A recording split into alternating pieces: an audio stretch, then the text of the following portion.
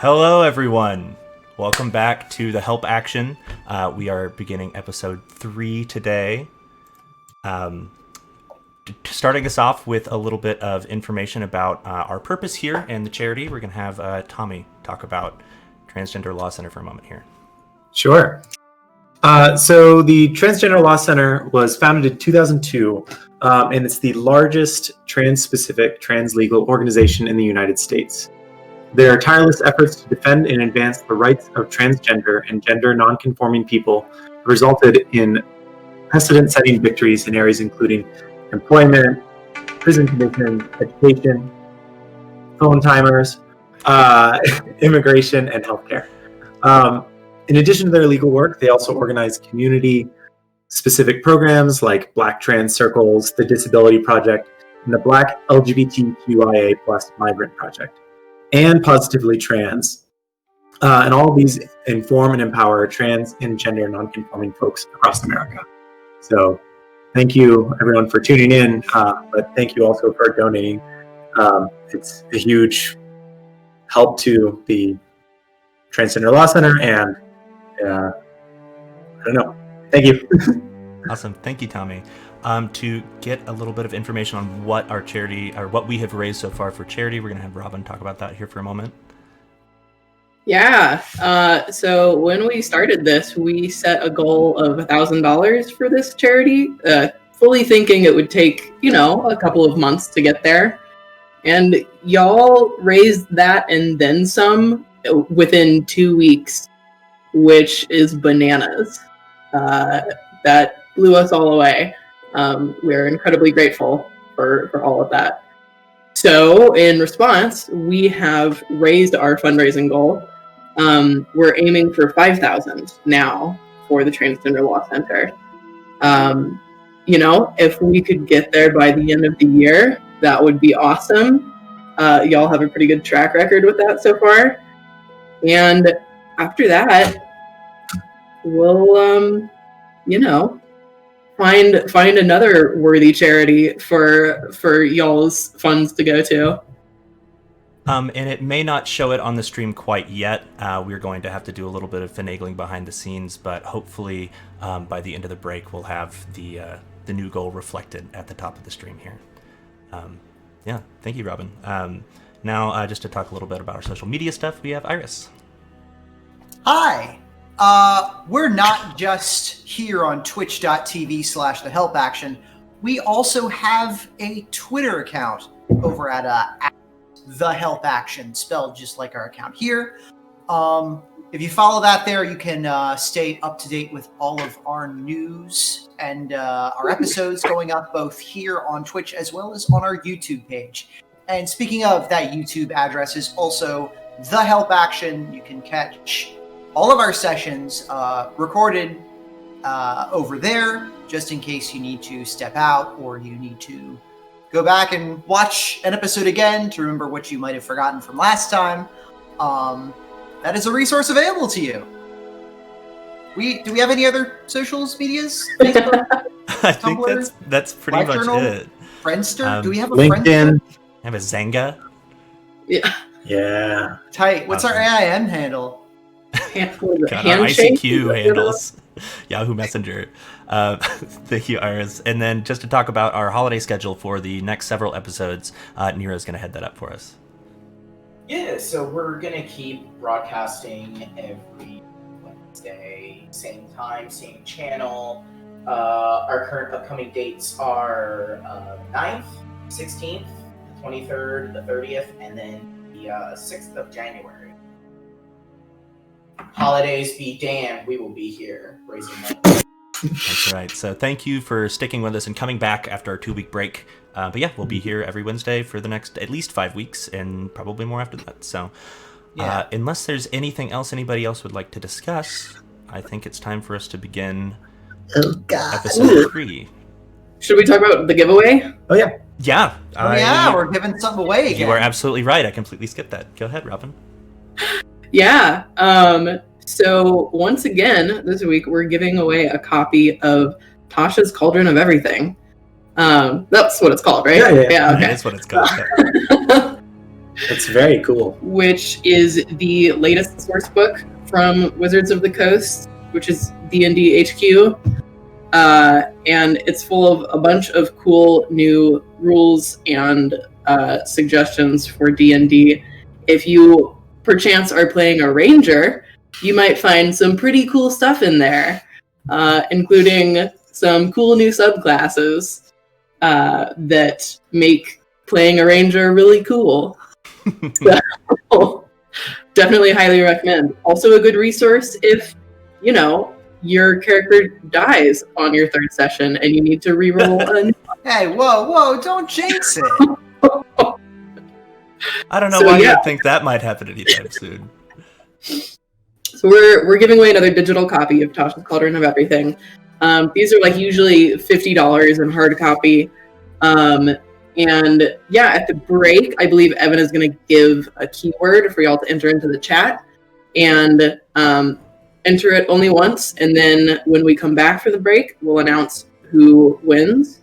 And then, at the end of the session, just reach out to the help action, and we'll send you that code and send you on your merry way. Alternatively, Exploding High, our wonderful mod here in chat, will be able to attend to you and make sure that you get your winnings. But we'll go over that again at the break when we talk about the giveaway again. That's out of our pocket as a way to thank you guys for being a part of this and for raising so much money for charity. So we appreciate it. Okay, did I skip anybody else's thing? I think we're good. No. Sorry about that. Okay, then, without any further ado, I'm going to go ahead and jump into a recap of not last week's, but the previous episode. And before.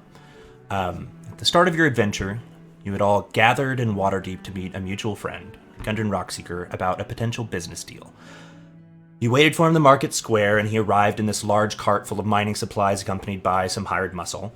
And he took 2 of the 4 horses and took off down the road for the town of Phandalin, and requested that you meet him there, following him with the cart and its contents within the next few days.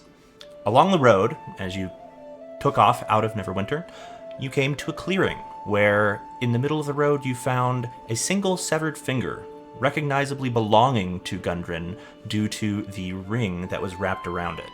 As you searched the area for clues, you were set upon by this group of kobolds, and after defeating them and capturing one of them, whose name was Little Toe, you garnered information from this young kobold, which led you further up this stream into a cave-like hideout.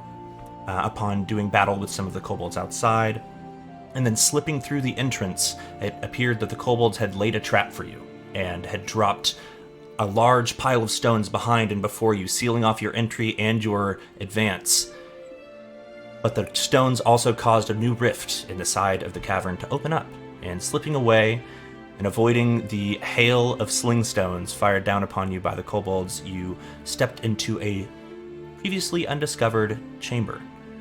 This one lit by bioluminescent fungus, where you encountered some giant frogs, which you pacified gently, and some seemingly sentient and carnivorous fungi, which were pacified not so gently.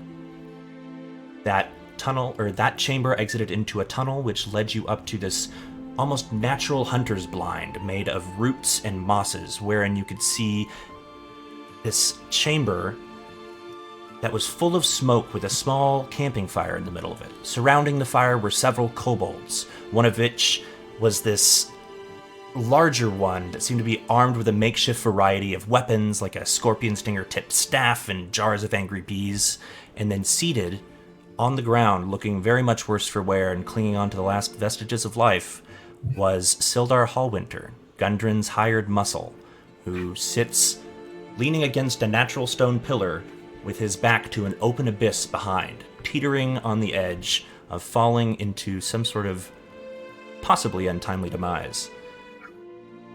As you all took a moment to lay your plans, you decided that Glass was going to cast Disguise Self and make himself appear just like this larger, weapon-strapped kobold, whose name you had heard was Yenik. This Yimik also controls this strange, large centipede-like creature, seemingly as a pet. As you laid your plans, Oleander and Ambrose used a bit of magic to reinforce the entry, and his glass scratches his way out of this natural blind and steps in. He claims in the voice of Yimik, he is the imposter. He attacked me. You kill him. And so that's where we're going to begin our session. To start it off, with advantage, Glass, would you please make for me a deception check? Oh.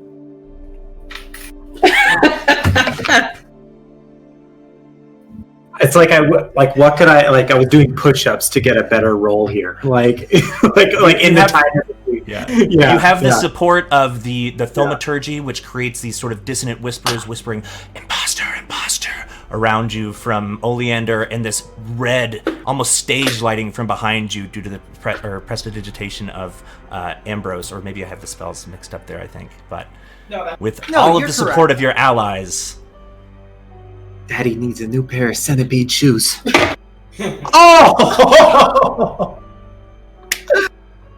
Well, we'll see if advantage does any better than a natural 20. All right. Nat 20. Wow. Okay. Nice. As you erupt forth out of the wall in this like spray of dirt chunks and roots and red light and these horrible whispers, dressed to the nines as this massive towering, at least to these kobolds, due to the limitations of the disguise self spell, you claim that the one standing before them is an imposter and demand them to kill him. Then the crowd erupts into this clamorous fit of yipping and barking, this draconic language that, Oleander, you understand and hear all of these whispers about, like, is this true? What is happening? This is impossible.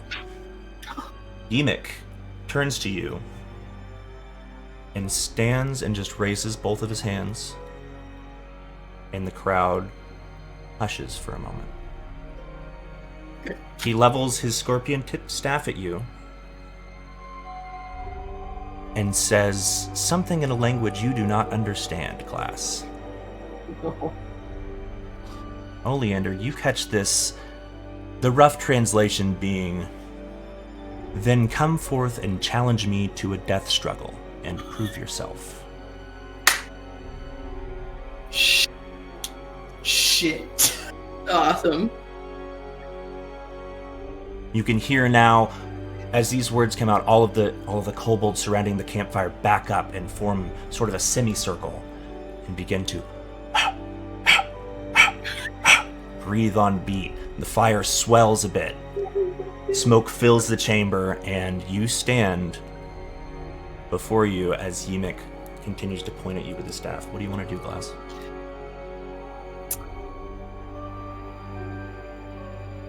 Okay. I will, in common, the language that I speak. And keep in mind, you have no idea what he said. He made this sort of series of like... Almost, it sounds like a small dog barking, as does the clamor of the rest of the kobolds, but... Perhaps the context gives it away a little. I will say... Hold on, just say it. I'm trying to remember Yimik's voice. They're like, he stole my voice. Do not trust him. Okay, interesting. Make for me one more deception check, please. Would not be with advantage this time, since you've been kind of called out, but I'll let that natural 20 carry over into advantage for this, since... Oh, blessed be his name. Okay. Thanks for the advantage, Evan. Was that one of these? Yes. God giveth, God taketh away. Baby. It's gotta be... Well, no, it could not be better than that, but let's hope it is. Okay. This is a deception check. 14. 14. Insight for the group. Come on, you idiots. Roll low. I rolled 1 for Yimik, and I rolled 1 for the rest of the group. I rolled a natural 2 and a natural 1. If it's Yimik, then he's fake. Just to see how it would impact him, how your lie would impact him. Yimik's like, maybe I am the fake. Maybe I am. Yeah. I jump into bed.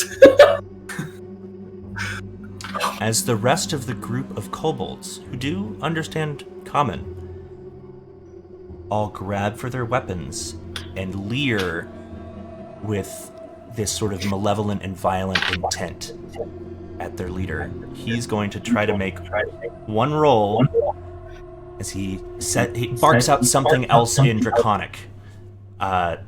Oleander, which you pick up as, no, listen, it's not true. He has one chance to get a natural 20 here to tie yours. That's pretty fucking close. That was a 19. Ow! Yimik! Oh, is it too late to bring him onto the party? Sorry, buddy. The rest of the kobolds already standing in a circle, begin to advance towards him. Yimik, now standing next to Sildar, takes his foot and places it on his shoulder, and says in common this time, "Parley! Parley." With Sildar? No, he has his foot placed against Sildar, threatening to send him over the edge. Oh, okay. Gotcha.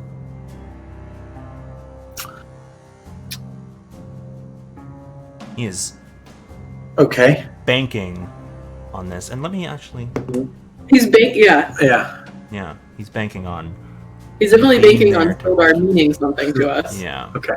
But he doesn't... I will. What do you want?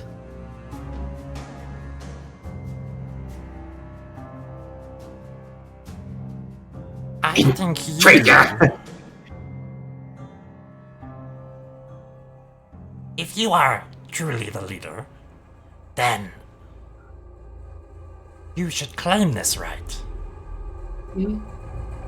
Against Clark. I have sought leadership and concocted a plan, but if you are the true leader, you should fulfill this plan. Should you not?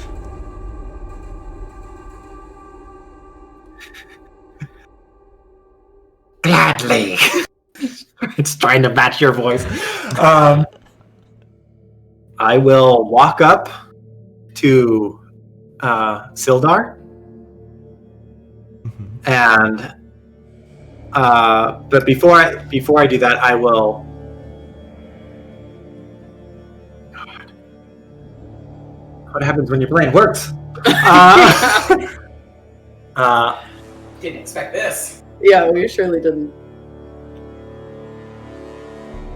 And I will say, okay, I will walk up and put a hand on Sildar, and then point to fake Mimic, by which I mean him, not myself, and say, "But first, you," and try to like point to the kobolds, as in like toss him into the pit. Oh, jeez. Okay. So you're commanding that the other kobolds who are now sort of surrounding him with their weapons brandished throw the Yimik that's trying to parlay with you over the pit? Yes. Yeah. That's not what the word parlay means. That's exactly what I was about to say. The opposite of what the word parlay means. You know not parlay. Parlay means truce, no violence. Do not attack. The other kobolds aren't really listening to him. They're paying attention to you at this point, and they do advance. Some of them now are close enough to where if they were to lunge forward a few inches, they would be probably stabbing him and sending him over. But he does still have a foot, one of his like little reptilian foot claws sort of grasped onto the edge of Sildar, who at this moment is barely hanging on to consciousness. You can see him kind of like, he's bloodied, his face is beaten and bruised, he's tied with both hands behind his back, seated, leaned against a column and like threatening to be kicked backwards over the edge at any moment. Was it clear that I came up and put a hand on him too? Yes, so you also have a hand there as well. Okay. He also Yimik looks you right in the eyes and says, What does he mean to you? Yeah. This feels like Lord of the Flies.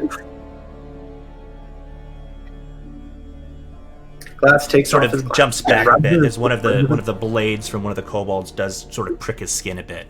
They are now just pressed in around him as a tightening circle. Opportunity. Power.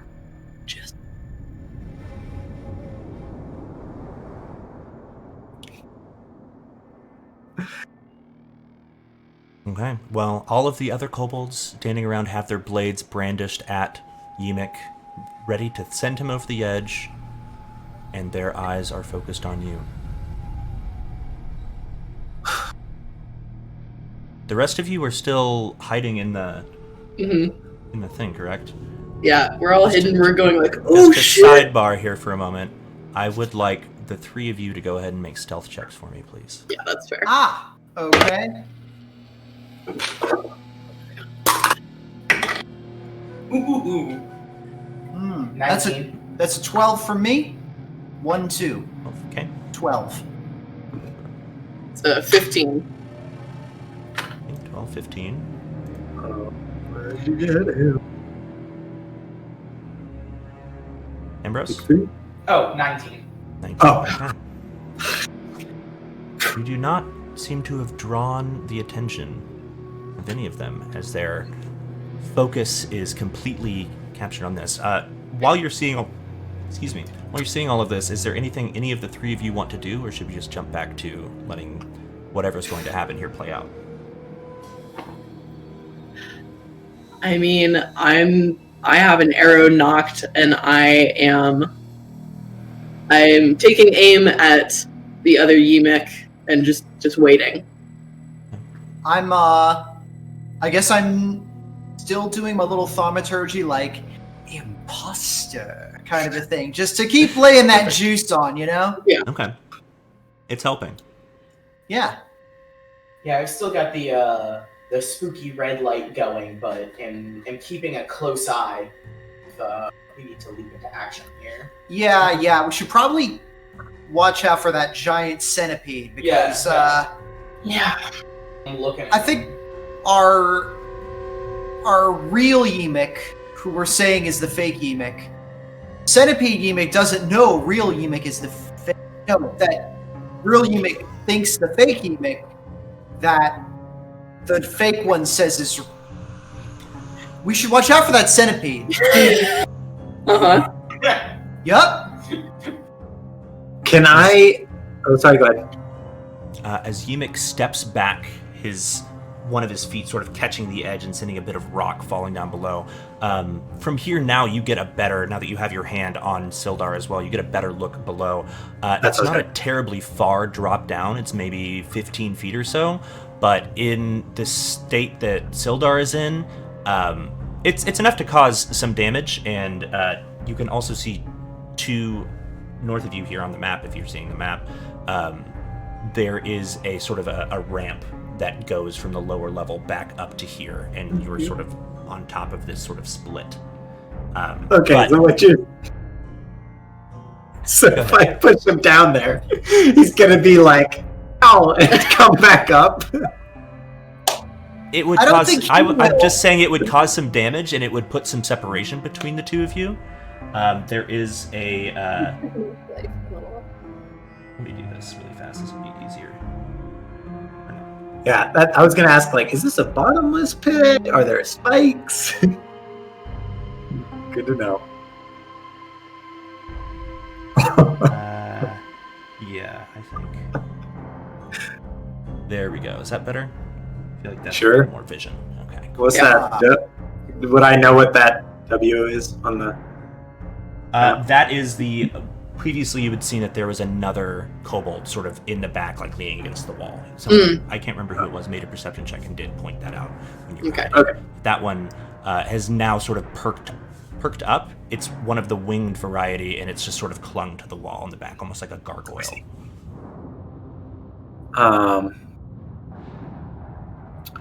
Okay, I will kind of like just assert my grasp on Sildar a little bit more and just say, "Why should we spare you?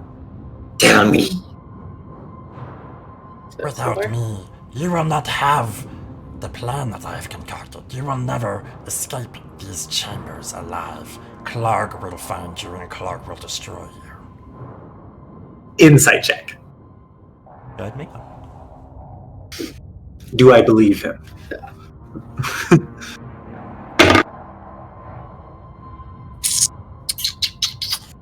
12. He believes the words that he's saying. Okay. He's also in a position where lying is not advantageous. The rest of the kobolds sort of look to you, and one of them gives a jab to Ymik, and he struggles backwards for a little bit and pulls on Sildar. Sildar backs up a little bit and yanks you forward, and all three of you almost go over the edge for a moment, and you right yourselves. Ymik struggles and like looks at you with sort of wild eyes and says, I promise I can help you.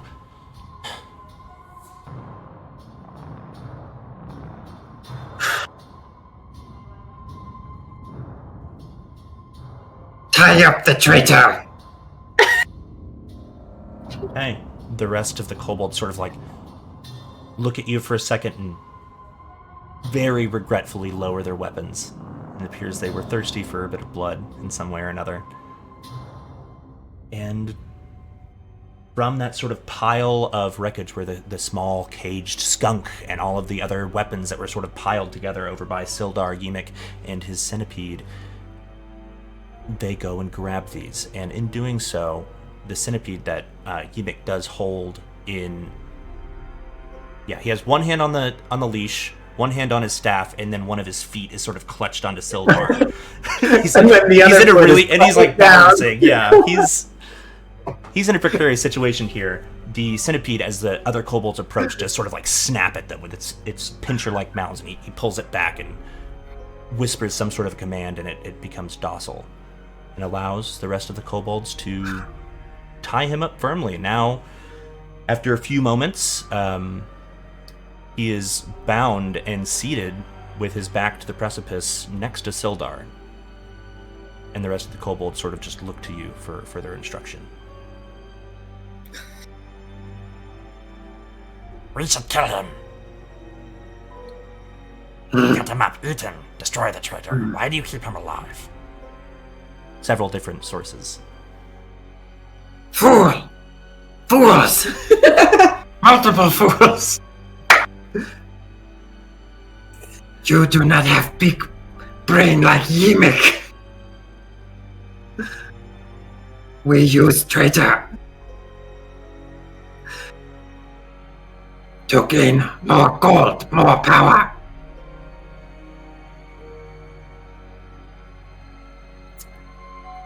Ymik just sort of, from his position, just sort of nods over to the stack and says, Go into the leather pouch. Trader Ymik says this to me? yes. I will tell you my plan. There is a small golden box. Do not open it, but fetch it. This is the crux of our plan. Can I make another insight check? Yeah. Okay. The rest of you, Worse. to sidebar moment for here, are you still just hiding in the back watching this happen? I guess. I guess. I mean, if we For the record, I'm not trying to play a one-player game here. That's okay. Yeah, we didn't expect to get this far, honestly. I know. Yeah. This, It wouldn't have worked like this without anything other than a nat 20 on that check. Yeah. So that's just kind of how it goes. I got a 7 on my insight. Okay. You're really not sure. From the previous one, there's not much of a difference in his intonation, but you know him to be clever, so Okay. it's anybody's guess. I am going to pull. So they're both sitting near the precipice still. Yeah, let me arrange this. I'll just sit them there, with their backs to the edge. Giant Centipede sort of in front. These other kobolds are sort of surrounding. Oh, that's the pit that they're up against. I see. Okay. Yes. I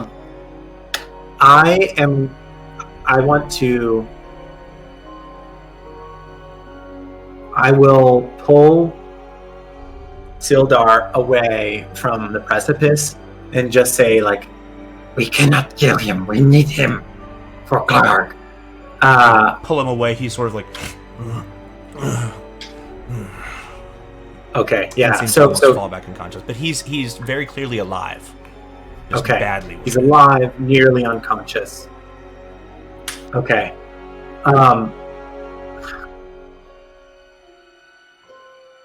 So I will pull him. Just not like maybe 10 feet towards the party there. Yeah. Okay, like up here. Yes. Yeah. Yeah. And then I will go over to Yimik's pouch and open it. I will just. It is Before this. Sorry, I'm just gonna try and casually just look over my shoulder to the party, just like. Okay, and then I will look back and I will open the pouch. As you open the pouch, it is stuffed with a variety of dead insects and old preserved meat and components that he may use to craft these strange weapons that he has. One thing that you do find in there is, as he described, a small golden box, maybe no longer than a ring box would be, that looks like it has these really intricate sort of carvings all around the surface of it that swirl and create these really complex geometric patterns. Do the kobolds see it? No. I would say that you probably crouch down over the pouch, facing the party, and are doing this with your back to Yimik and the rest of the kobolds. You've sort of pulled it out and you have it, and you're Gollum hunched over it at the moment. Okay. I am going to. This is a shrinking room. If you wish to defeat Clark, you will never do so alone. But with this power, you may be able to defeat him.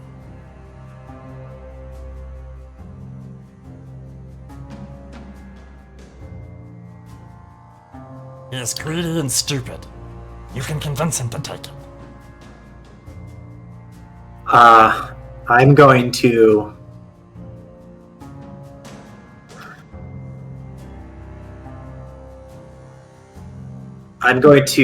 Kind of go up, just storm up to Yimik, trying to look kind of like I'm still threatening him, and pull him in close, and then whisper to him. We need to get these kobolds off our back, and I might spare your life. And whisper that to him. You lead them. You command them now. They will Good listen point. to you. My power is gone. You have taken it.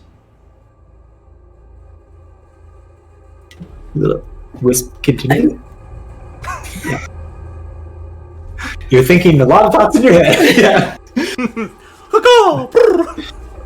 Yeah. Okay. Okay. I am going to. I will choose one kobold and say, "You help me take these prisoners. The rest of you."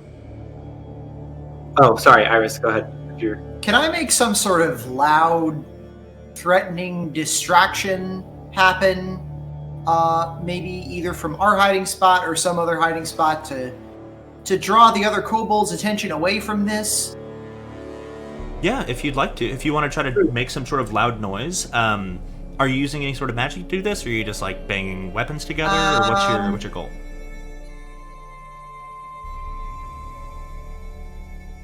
I can use thaumaturgy again for that if that works. Okay. Yeah, you can do that. Yeah.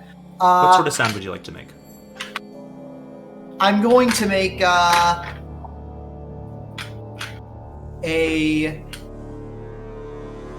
sort of I'm gonna make a crashing and yelling noise, like a rock slide noise. Okay. From I'm gonna say it emanates from.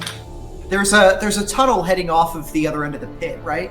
It looks like there is on the west-hand side. You would have trouble seeing that from your current yeah, you'd have trouble seeing that from your current location because it's about 15 feet below you. Oh, and it's shit. too close to see over the edge, yeah. You still, as far as you're aware, it's just an edge that goes into darkness below. Okay. In that case, maybe I'll have just a general sort of like earthquake-like rumbling that fills the cavern, if that works. Okay. Cool. Okay. Yes. All right. So as you are bent over whispering into Ymic's ear glass, you suddenly feel the entire cavern sort of erupt with this low, bassy rumble that some of the rocks on the ground tremor a bit. And all of the kobolds just sort of pause for a moment and look around in surprise. Ymmic even just looks up and... What was that? Okay.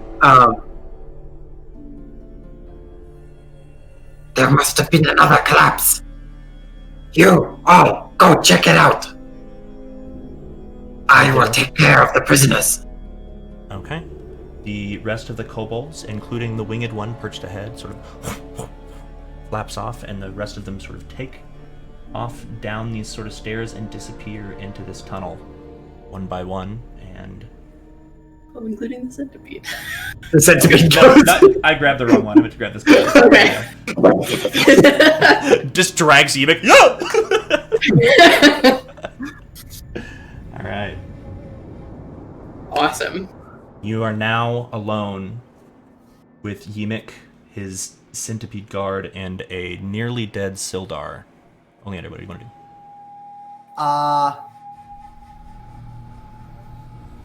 Right. And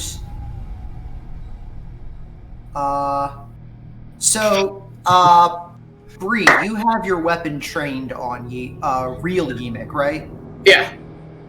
At this Okay. point, you've been doing this for a while, and your hand is starting to shake. Yeah. Your fingers Okay. are like they feel like they're bleeding from the string cutting into them. Ow, It's holy tough. shit. We gotta get you a crossbow, girl. My God. Okay. I'm gonna look back towards the wall and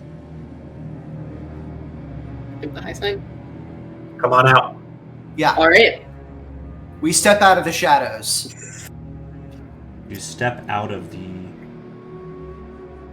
Looking as threatening. scraggly, threatening. Very scary. I did that thing where I heard a word and said the same word at the same time. The sort of scraggly, root-covered and dirty hole that Glass had sort of clawed himself out of. You step forth into the ring of the firelight, and as the fire sort of illuminates you, you watch as Ymic's eyes train on you, and they go wide and wild. And he I looks... say to him, just so we're clear, he's not the real Ymmic. Yeah, you're the real one. I'm fake. I'm gonna like Got him! like I'm gonna just put my hand through like my Yeah, you like illusion this. head. Ah, Just passing like my good shit. my paw through my snout. Through the muzzle. Oh my god. I know who I am. Who are you? And what do you want? Clearly this one. And he sort of gestures with just his head since he's tied up to Sildar. You We're might get looking to answers. find our to- friend. We're looking to get our friend Sildar back, so we could eventually locate our friend Gundren Rockseeker. We really, honestly, don't have a problem with you usurping power from Klarg. Did we? I mean, I personally couldn't give two figs about what happens to Klarg, so At that, you watch he gives a very large, toothy grin. Says, then I think we could be allies. yeah, we You just pull clever know. tricks. Yemek likes clever tricks. Oh, we just didn't want to bust in here with your whole gang breathing down our throats. I hope you understand.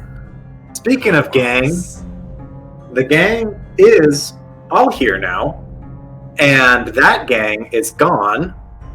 And I think that we need to get gone too before they come back. So I'm gonna look at Emic and I'm gonna say, "How do we get out of here safely?"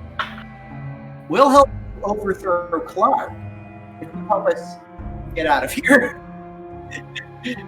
There is an exit, but it is kobold size. Oh, this is a crack about my height again, isn't it? Okay, no, I Other understand. exit lies within Clark's chambers, as the front door has been sealed. Dang it. Well, You gotta go sounds deeper like in to get out. It we're sounds gonna have like to exit through the gift shop anyways, if you understand. it sounds like our goals align. You need escape. I need a coup.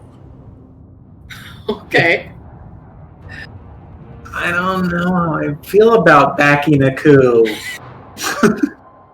Think of them as freedom fighters, if that helps.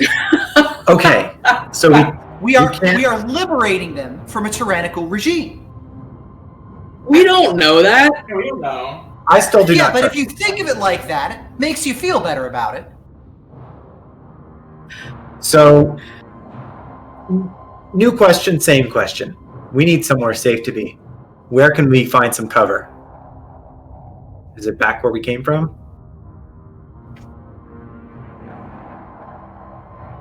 If we're going to take down Clark, we need to be ready.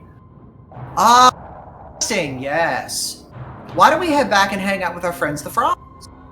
I do not know if they truly know the difference between you and I. Oh. Well, I gave them my business card. I feel like they would at least remember a business Wait. contact of some sort. That Hey, was you that was talking the about glass. Yeah, that was saying Yemik's not really sure if the other kobolds can actually tell the difference between the two of them. Oh. But yeah. But they're going to know. They can tell who these folks are.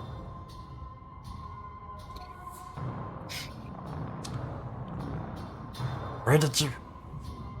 You sort of watch as he leans over and sort of looks at the area that you came from. Did you dig? We found a hole. Was it meant for you? It was made for us.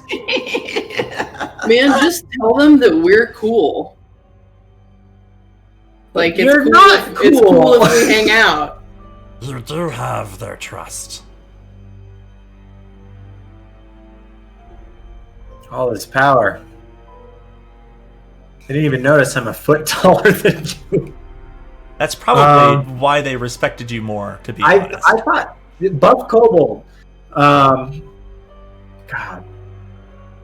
Well, okay. Next point of order. Let's wake this guy up. I think, and I point to Sildar. I'm gonna potion him up. I think that's not a bad idea. Give him some of that kind juice. If we can, I don't know where we could fit a long rest. If you can pull him somewhere safely, you could probably manage a rest of sorts. That would be great. A long rest is going to be about 8 hours. A short rest you could do in an hour. Let's take him back. Let's go back into our hidey hole. With the frog cave. Okay. The frog cave, yeah. And take everyone with us. And let's hope that the frogs are cool again. I'd rather fight a frog than 4 kobolds. And a giant centipede. Yeah. Good point. But I also hope they're cool. Yeah, so... Yeah. Are we leaving Yimik here? No. We're taking Yimik with us, okay. I think. Cool. Yimik is our ally now. Yeah. Friends. Or at least Well, he's our ally and he's staying tied up. So as Why you, is it? from your current position, as you look Are back you over, talking? tie people up. as you look back over Is there something you'd toward, like to share? Sorry. That's okay. From your current position, as you look back over towards the sort of passageway that you had come out of, it is just sort of busted wide open now. And all of those kobolds who were there witnessed that happening. So that wouldn't be a very secure place to that is to a complication rest. to consider. Okay. Okay. Should we Is just... there? Can I go peek forward a little bit in this cavern, like not down where the kobolds went, but just forward? Yeah, sure. North? Oh, Is that better? okay. So it's just that way. Yeah. I think we go back that way and we... How big is the opening that we came through? It's just pretty much kind of like glass-sized. Everyone can fit through it, but it is just like about the size of a person. Okay. Okay. I think we go back through that and try and patch it up. Yeah. Yeah. Yeah. Retreat to the frog cave. So what are you doing with Yimik and the centipede? They're coming with us. Both of them. Yimik, is your centipede cool? What would you like to do with him? You know. He should not join us. Okay. He should stay here. Okay. If you worry about being caught, about being quiet, not him. Fair. 1,000 little bits. Okay. And the whole time, this thing has been making like sort of like Sure. creepy little insectoid clicking sounds. Yeah, Crack its mandibles. there's no chance any of us are going to get a decent rest with that thing around. That's so nasty. All right. Then I will, let's You gather up leave Yimik and Sildar, and Yimik sort of says, Tie. the other kobolds had sort of just tied the leash that the giant centipede was attached to around a small stalagmite, so it would be fine to be left there as sort of like a guard creature. Cool. Cool. Gather Yimik and Sildar and drag them into bioluminescent cave. The very safe frog cave. I need, if you're trying to patch up the door behind you, I need someone, whoever is helming that, to go ahead and make a survival check. I'll do it. Do you want any help? Sure. We'll take help. I had mold earth as a cantrip if that helps. Oh, What was that? I That have would mold probably earth. work a lot better than a survival check. Okay. Can I use that? Yeah. Oh, yeah. It takes you some time. I forget the exact limitations of the spell, but it wouldn't let you do it all in one go. But over the course of a minute or so, you're able to sort of shape the earth. And is there anything specific you want to do with it? Just kind of make it look like there was never a hole there at all. Okay. Yeah. Easy enough. The kobolds are like, Maybe retreat. there's they're staring at the centipede. Hit them. You're able to pack enough earth in there to make it look like that. It doesn't look like solid rock or anything like that, and it's definitely not impenetrable, but it is well disguised and looks pretty much the way it was when you found it, which obviously they had never noticed it before. So, that being said, as you enter this sort of deep blue lit chamber with all of this bioluminescent fungi around you and the soft rushing of water in the large pond in the middle that rushes out down this terrace of stones, and in the center you can see the four eyes of the two frogs backlit like cat's eyes staring back at you, that blue light of the fungi sort of reflected in them, just watching. So if you'd like to take a rest, would you like to Yes. take a long rest or a short rest? I vote long rest. Can we get away with a long rest? If we keep watch throughout. yeah, Yeah. Yeah. Yeah, I think that'd be good. I think I mean, how Ahead. long are... Oh, no, I guess we were blocked up, so those other kobolds won't find us in here. if should I bring Sildar back before this rest, or should we plan to talk to him in the morning? If you are now resting, he will follow the rules of sort of regaining a little bit from a rest. But if you have anything that you want, if you want to talk to him now before you do your rest, you're going to have to heal him in some way. Otherwise, you won't be able to converse with him until after the rest is done. That's what I'm.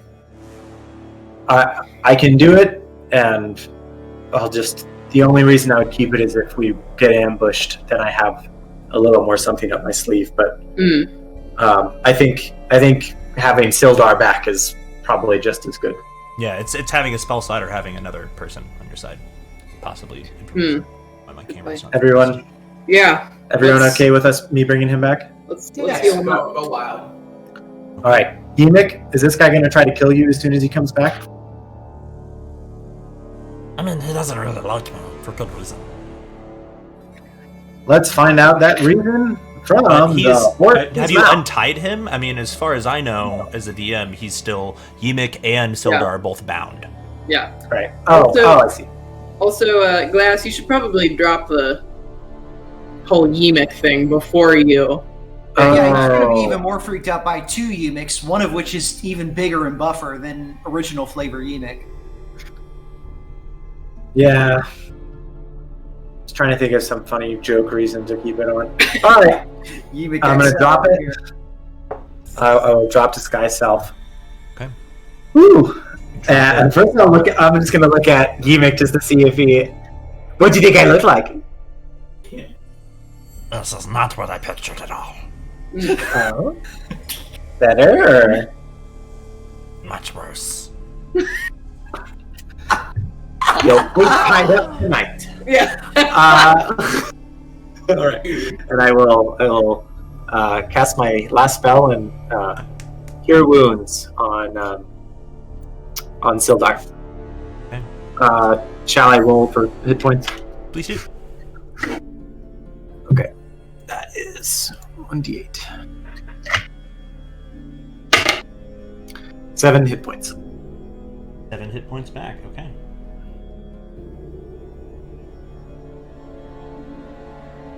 As you lay your hand on Sildar and release the magic that you've seen knit many wounds, he just sort of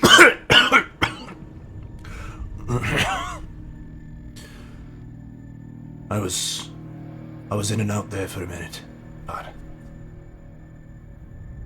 from what I gathered, where am I? I think you've rescued me, but this one's still alive. Well, I guess he he can't is. gesture, so he's still bound. He's like, Yeah. would you mind, unless you plan to keep me this way. No, we're the good guys. That's okay. I'm gonna untie him. Sort of stretches, and you can see there's deep sort of areas where you can see the rope has cut off circulation and sort of made that pattern into his skin in a few areas where he doesn't have his heavy armor on. Did any... I'll say that one of you was probably wise enough to grab the great sword that was sitting on the ground next to him. Since I didn't describe it as a DM, you would have if I had. So you have his sword. He sort of flexes himself and says, "Right, I think I recognize a lot of you. You were the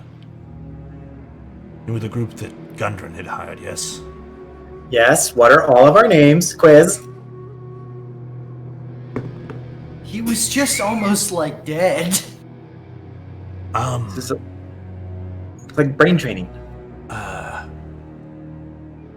Glass...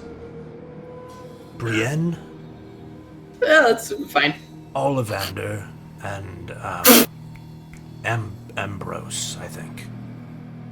Wow. Pretty job. impressive. Forgive me if I'm wrong. I only know your name because I wrote it down. Yeah. I must ask, how were you able to find me here? Well, Expositia? seems like something went wrong on the road out there. We found one of Yeah. Gundren's fingers, Still have so that didn't look good. He doesn't have extra fingers, right? Just laying around. Well, he certainly doesn't now, if that's true. I thought I watched him sever one, but I wasn't sure. So if he had extras, he had one extra maximum. It's also Sure. Listen, Enough beating around the bush. I don't know how much Gundren's taught you, but he's gone. He's been taken. I've already attempted to parley with the leader of this clan, the hill giant that lies somewhere further in this cave. I do not, under any circumstances, advise going up against that in any sort of fair fight. But what about an unfair fight? You can tip the scales in your way.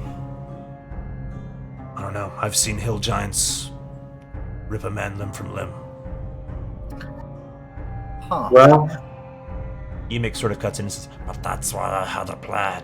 and Sildar flips his head around and says, I do have to ask, why is this one still alive?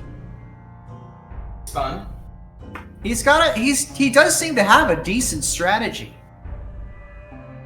He's got He's a information. smart cookie. He's smarter than your average bear lizard thing. sort of bows his head in a bit of recognition.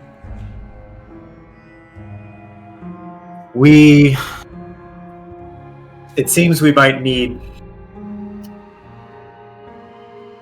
any help we can get in this fight. I'll be honest.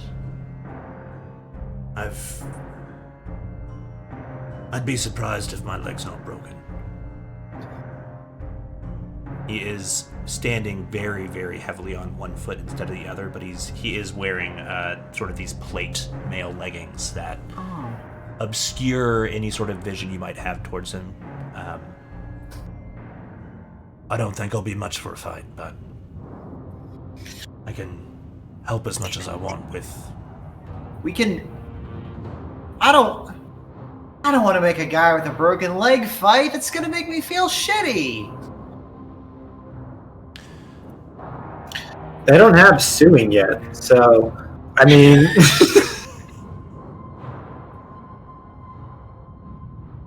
That's the only reason not to do something bad is the legal Yeah, ramifications. Yeah. You may not have suing. Where I come from, oh baby. I love D&D because I figured out that I am a sociopath.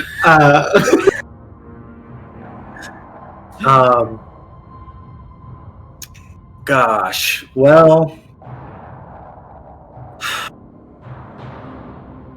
what can you do? Well, okay. We, first of all, should get the full story from him about Sure. what happened. Agreed. Yeah. Consider him an outside consultant, not necessarily acting in a direct way, but a valued member of the team regardless. Right, whatever it was she said. Well, Leander, I feel like half the time I don't understand what you're saying. Half the time, I don't either. We have a lot in common. Her eyes blink independently. I do have to ask, how much did Gundren tell you about what he's got planned here? He Zero to said that he nothing. had something big, and the cart that he had us carry up here was full of mining equipment. So we assumed that it was some sort of large mining operation of some sort.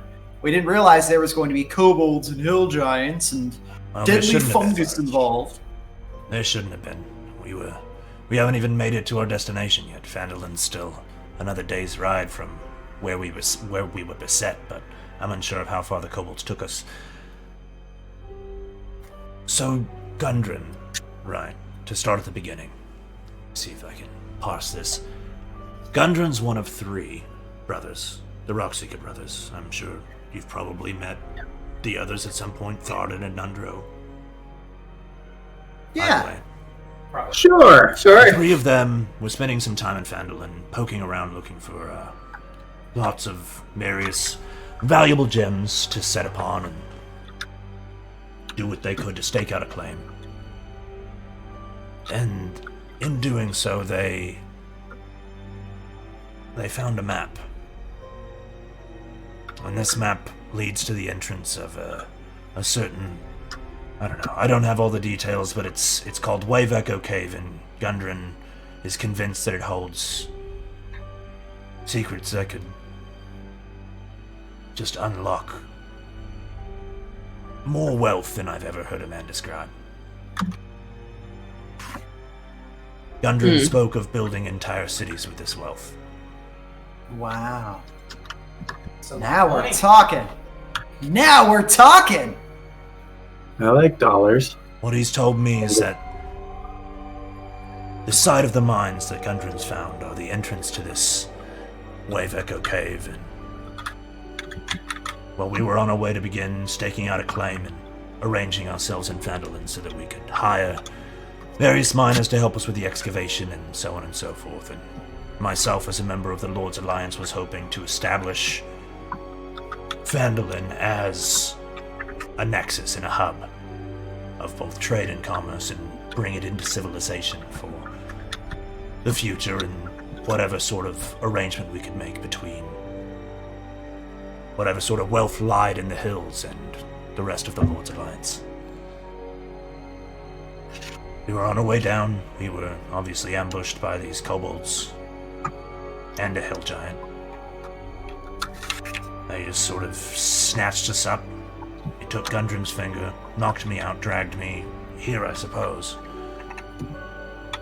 And the only conversation I caught in and out of fleeting consciousness was that Clark, that hill giant, has been ordered by someone named the Black Spider to capture Gundren and the map and bring him to a castle, Cragmaw Castle, I believe it was. Cragmaw So Castle. if Gundren's anywhere, if he's not dead already, that's where he'd be, He's along with the probably map. there. As is our map to the treasure. Well, I use treasure here, obviously, in a loose sense that refers to any sort of large trove of revenue that may be generated. You get it. Treasure's the word that Anyways, he's used as well. It is a map. Treasure is involved. It's a nice word. I like saying it. Treasure. It's a concise way to explain a complex and nebulous topic. I But look at you, all right. Hey, we have a place. We have a name, the Black Spider, and yeah, we have a plan. So seems to me, step one, help our friend Yemek here depose Clark so that we might escape from this cavern system. Step 2, find out where this castle is. Step 3, either defeat or charm or just avoid the black spider. 4, get Gundren out. Seems pretty straightforward. Yeah, I don't know. I think you make it sound a little too straightforward. Yeah. Well, it's important to break these things down into bite-sized, manageable pieces so we can easily attack them one by one. It's called scaffolding. What, no one teaches? I can draw a mind map if it helps. Oh my god. Right. So- Mind map. Got it. So, what are we to do with this one then? If we install him as leader, we still have a band of kobolds Well, that's... disrupting I mean- the road between Neverwinter and Phandalin. Yes, it's a band of kobolds that we helped install the leadership of. So, I would Emic like- sort of perks up at this and says, Yes, you would have allies in Yemek for life. yes. So, I mean, we can maybe start opening up negotiations, You know what I'm saying? I'm not saying that... They did break Sildar's legs. Leg. Yes, but that... Actually, the that was political Clark situation during was the different. attack. Oh, okay. Clark did that. Yeah. honestly, I would not advise getting anywhere near that club of his. Gotta be. It's kind of just a tree. But what if it was a much smaller tree? I'm going to at that pull out because I took the thing from him. You do, Right? Yeah, you have that I sort have. of small, intricately carved golden box.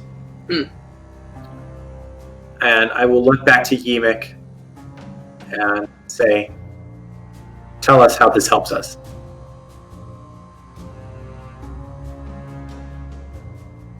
What you need to do is convince Clark to take it and to open it. In doing so, Not open it.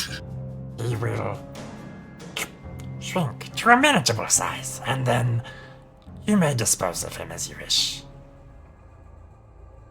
I do warn you about his pet. You didn't mention anything about a pet. Not the club. The club is more of an object. What's the pet? A pet is like an animal that, a person. What's this pet, you goober? Be nice. Ripper is a fearsome beast. Coated in fur, a face not unlike yours. Cat creature. Long Okay. teeth. Sounds All cool. fours it prowls. Gather he's describing a saber-toothed tiger. Uh-huh. I mean, I've seen cinematic masterpiece Tank Girl. I know what a ripper looks like. It looks like iced tea and kangaroo makeup. Everyone around Oleander just starts getting like a terrible headache. It's like, No, that was out of character. No, I didn't. No. glass is just on the ground, just like microwave I'm oven. Okay. Oh my god. Okay. I was really curious if you were going to open it too, to be honest. But Yeah. Boy, also glad so you didn't. what you're saying then, Kobold, is that we shrink the giant and then do battle with him in his smaller form. And Yemek just Yes. What is a giant if not a very large guy? Sounds like he's being pretty You're useful. All I'm saying is another point in the Yemek category. Yeah, I mean, I don't want to rush into, like, installing potentially a dictator for these people whose culture we have no idea about. But Gotta vet your I cabinet. don't know. What's that? Said you gotta vet your cabinet. We present For the record, Clark I'm fully with a okay with diagram with, like the trolley and the people on the 2 tracks. Make a decision. Did I say Clark? I meant Yumi. I thought you were saying you were gonna do it to Clark to like just confuse him, Either. subdue him with No, this is us vetting. with existential guilt. Put that plan in your back pocket. Yeah. Okay. How much does, and I may have to roll for this, how much does Ambrose know about this shrinking rune? And would shrinking actually reduce the strength of Clark, or just his size? Go ahead and make an Arcana check, if you would. This is to see what you know about it. Additionally, if you have Detect Magic prepared, you can cast that as ritual in order to learn more about it. Okay, I don't, so I'll do a Arcana. Or Identify or anything like that. 21. Wow. You have not yet mastered it, but you are aware of a spell that is capable of changing the shape and power of a creature into a more manageable form. The same spell, if slightly modified, can also be used to double the size of this creature. The name of the spell you would know is Enlarge or Reduce, and can be cast in either direction. And it appears that this small box functions almost as if a spell scroll would, wherein it casts that in a... As it's been described to you, you're not sure if it actually works or if this is how it would work. It somehow casts this in an area around it when opened, as described. Okay. So we would need to get very far away from Clark. Ideally. If we were to get him to open. Okay. I convey this. Okay. I mean, it seems like this is probably our only real chance of facing this guy. So we'll have to trick him, and then have to get him to open the box, and then we ambush him. We have to get him to open it. Yeah, how do we get him to open that box? I feel like we've got the tricking thing down. Yeah. Yeah. All we have Ambrose. to do is just convince him that there's something valuable in it that we don't want him to have. Ambrose, one other thing that you recognize is that the intricate carvings on the outside of this box are not just ornamental. They are, in and of themselves, the writing of a spell. They are the spell. And that is somehow triggered when the hinge is opened and the 2 sides meet. That's cool. So, during Ambrose, this rest, you would be able to, should you have the materials, and I think that you do, add this I do. spell to your inventory. Although you would not be able to cast it yet, you would when you Yeah. achieve that level. And it is Okay. of the school of magic with which you are most proficient. Oh, that's good. I like that. Oh yeah.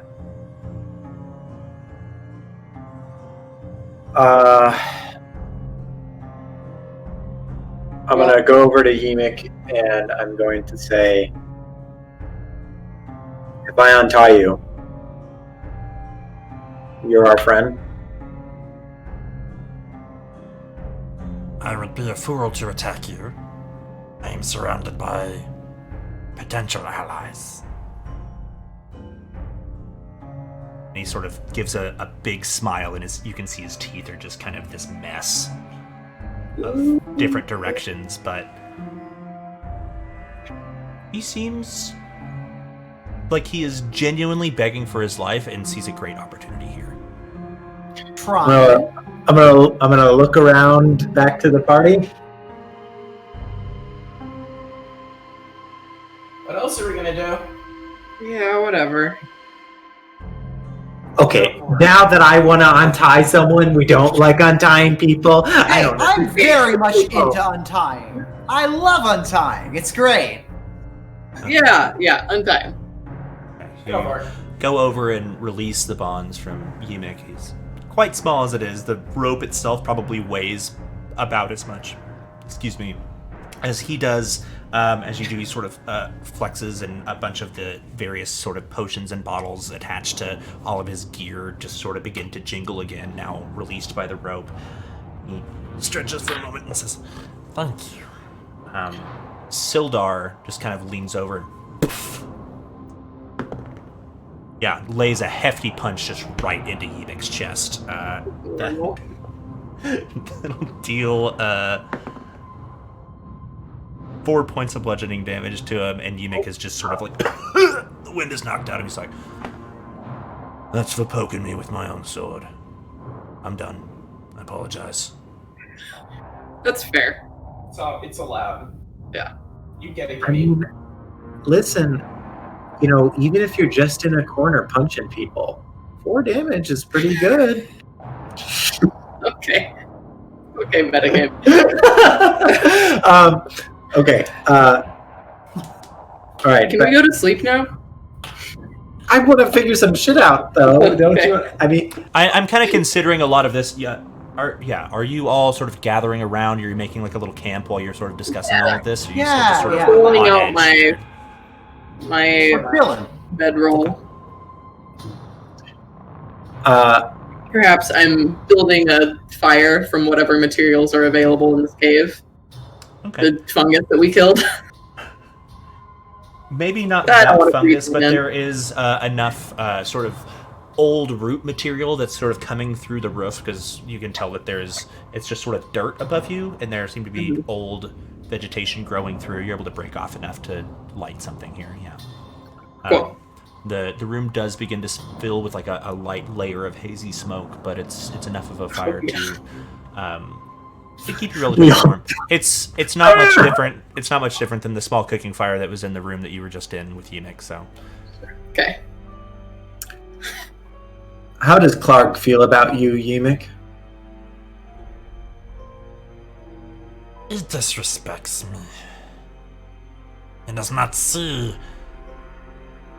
my genius. He does not understand that I have plans. and he sort of taps the side of one of his horns with a finger. I have ideas for all of the Cragmaws. He does not listen. Does he disrespect you enough to take what is yours? Clark, If he I am confused. thinks this gold box is your treasure and he wants it for himself, that could Clark be. disrespects everyone enough to Okay. take what he wants from them. If Clark sees it and desires it, it is Clark's. Yeah. I think we just gotta go in the room and be like, "This is mine, I want it." And That's then, what I'm saying. yeah. I mean, if anyone sounds like that, Okay. it's Yimik.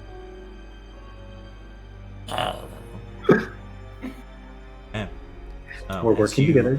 Make a small fire and circle up. Is there anything else anyone else would like to discuss during your rest or before your rest? And is anyone keeping watch? I'll I can keep keep the watch first. first. Sure. Okay. Yeah, I can take the second shift. I'll take the third. Okay, so that was Oleander taking the first? Yes. Or Ambrose, okay. Alright, so as everybody sort of gathers up and finds a place to hunker down and cleanse their wounds, maybe get a little bit of sleep.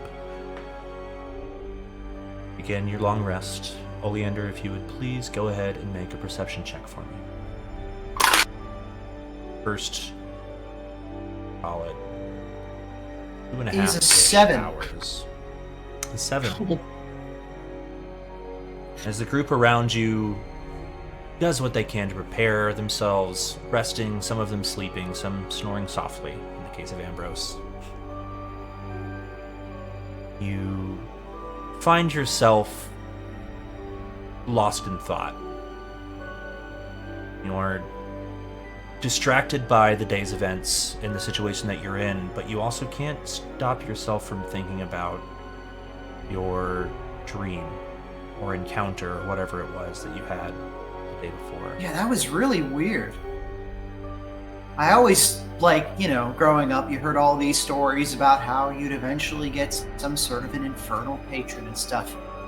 But he's nothing at all like what I expected. And, even though I realize his plans clearly align with mine in the short term, I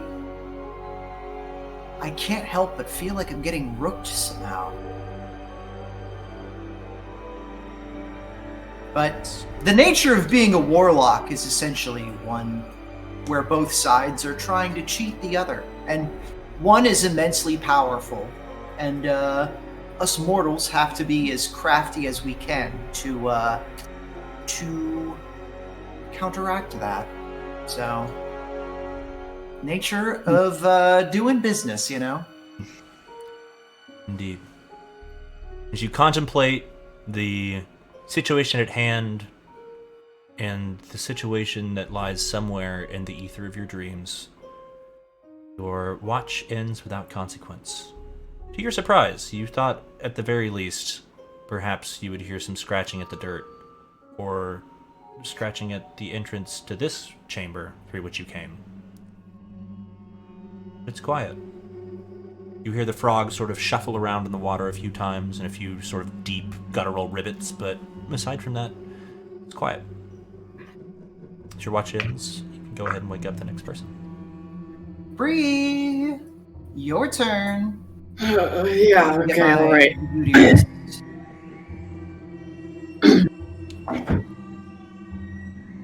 Go ahead and make your perception check for me, Bree.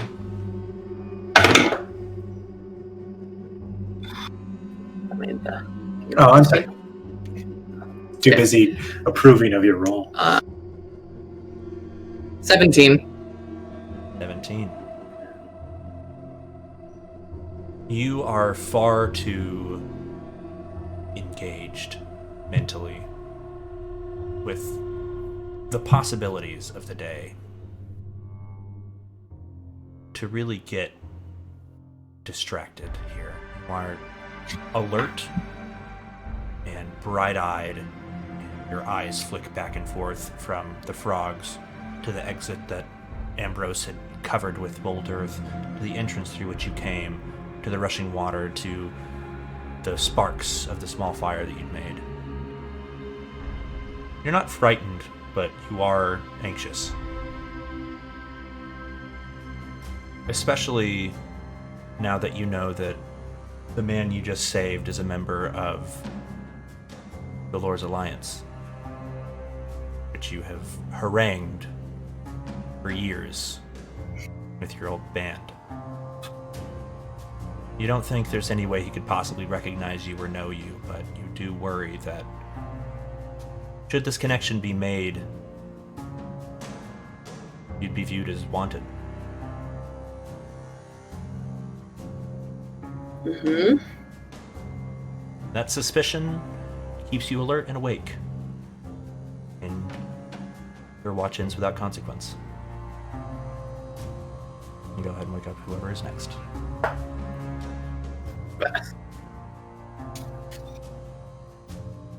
Okay. Shall I roll?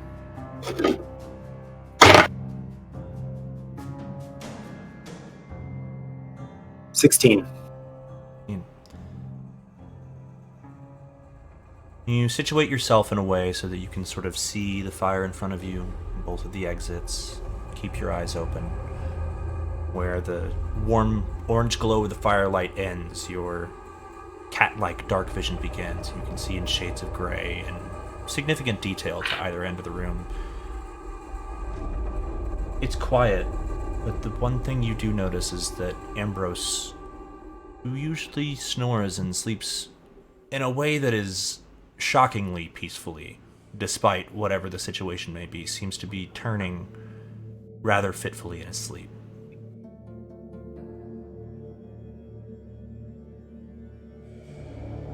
Ambrose, as you sleep, you fade into dream, and into another dream, and into another, forgetting each one as soon as the next one begins. Then your vision clarifies, and your vision takes you up and over this dense forest, over these rolling hills and sharp mountains, much like the forest that you traveled through to get to this cave. All of it heavily wooded. Far in a direction, there is no sun in the sky by which to judge. There's no ocean in the distance to tell. You're not sure which direction it is, but far in the distance you see a lone castle, crumbling and dilapidated. And then as soon as you notice it, it is within feet of you. You can see all the broken masonry of the four towers that form the four corners of this castle, jagged at the top, where they have snapped and broken off like teeth. And your vision shifts again, and you're drawn inside to a dark hall.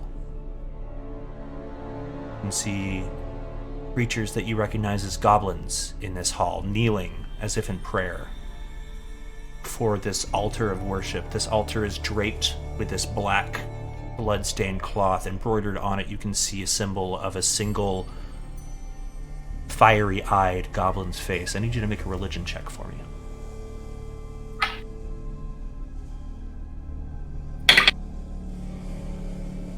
17.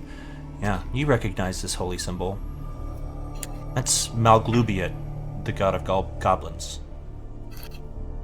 A fearsome and violent and short-tempered, almost savage god.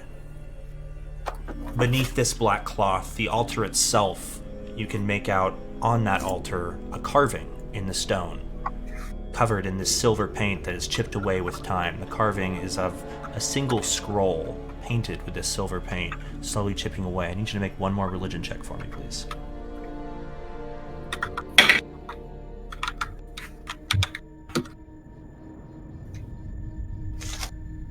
I'm sorry, I think your audio cut out. What'd you get? 15. 15? Yeah, also plenty enough to know. You recognize this as the holy symbol of Agma, which you know as the god of knowledge. One, were you the religious sort, you would be immensely drawn to. A god of spontaneity, the utter,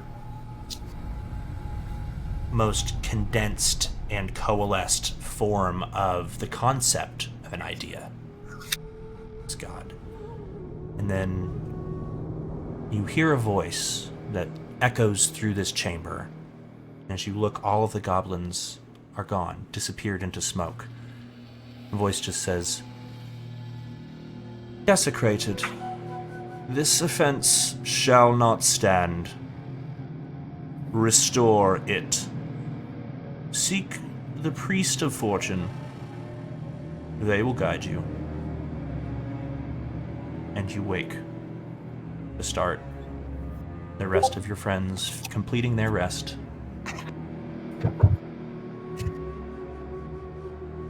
That dream, unlike the others, sharp, clear, and vivid in your mind.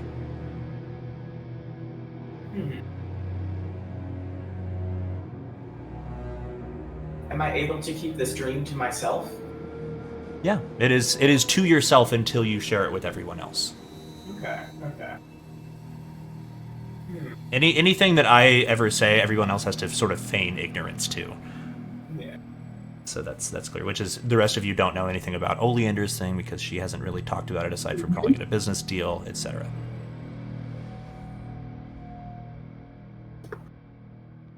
How'd everyone sleep?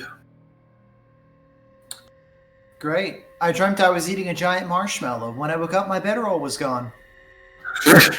But it's right there. I know. I'm It's a joke. I like that joke. Yimik finds that heavily amusing. Awesome. Yemik, Sildar, how did y'all sleep? Still here. What is he suddenly the emo teen? It's like- I mean, he's Sorry. he's a little bit racked with anxiety right now. He is surrounded by people who probably all would like to kill him. Sildar says, I slept well. Feel a lot better now, though. I don't feel my legs exactly repaired itself. Yeah. Power of positive thinking. We'll get you there. Okay. Positive Alright. thinking with six broken bones, man. Says the negative Nancy. So, who else is ready to launch a coup? I really don't like when you say it like that. Who else is ready to liberate this vibrant tapestry of community and culture? Yeah! Woo! Yeah! Much better. Before I Oh no. get too far away from it, just retroactively, Ambrose, did you want to spend a portion of that rest? You'll still get your full rest, trying to copy down what you could of that spell. Oh, yes. It's on the outside. Okay, so I'm just making sure that you did that. So that was probably during your rest, Oleander. You watched as Ambrose just sort of sat there and scribbled and was copying down as much of the arcane sigils on the outside of this box without opening it. Insane. Okay. Is there anything else anyone would like to do before we conclude our rest?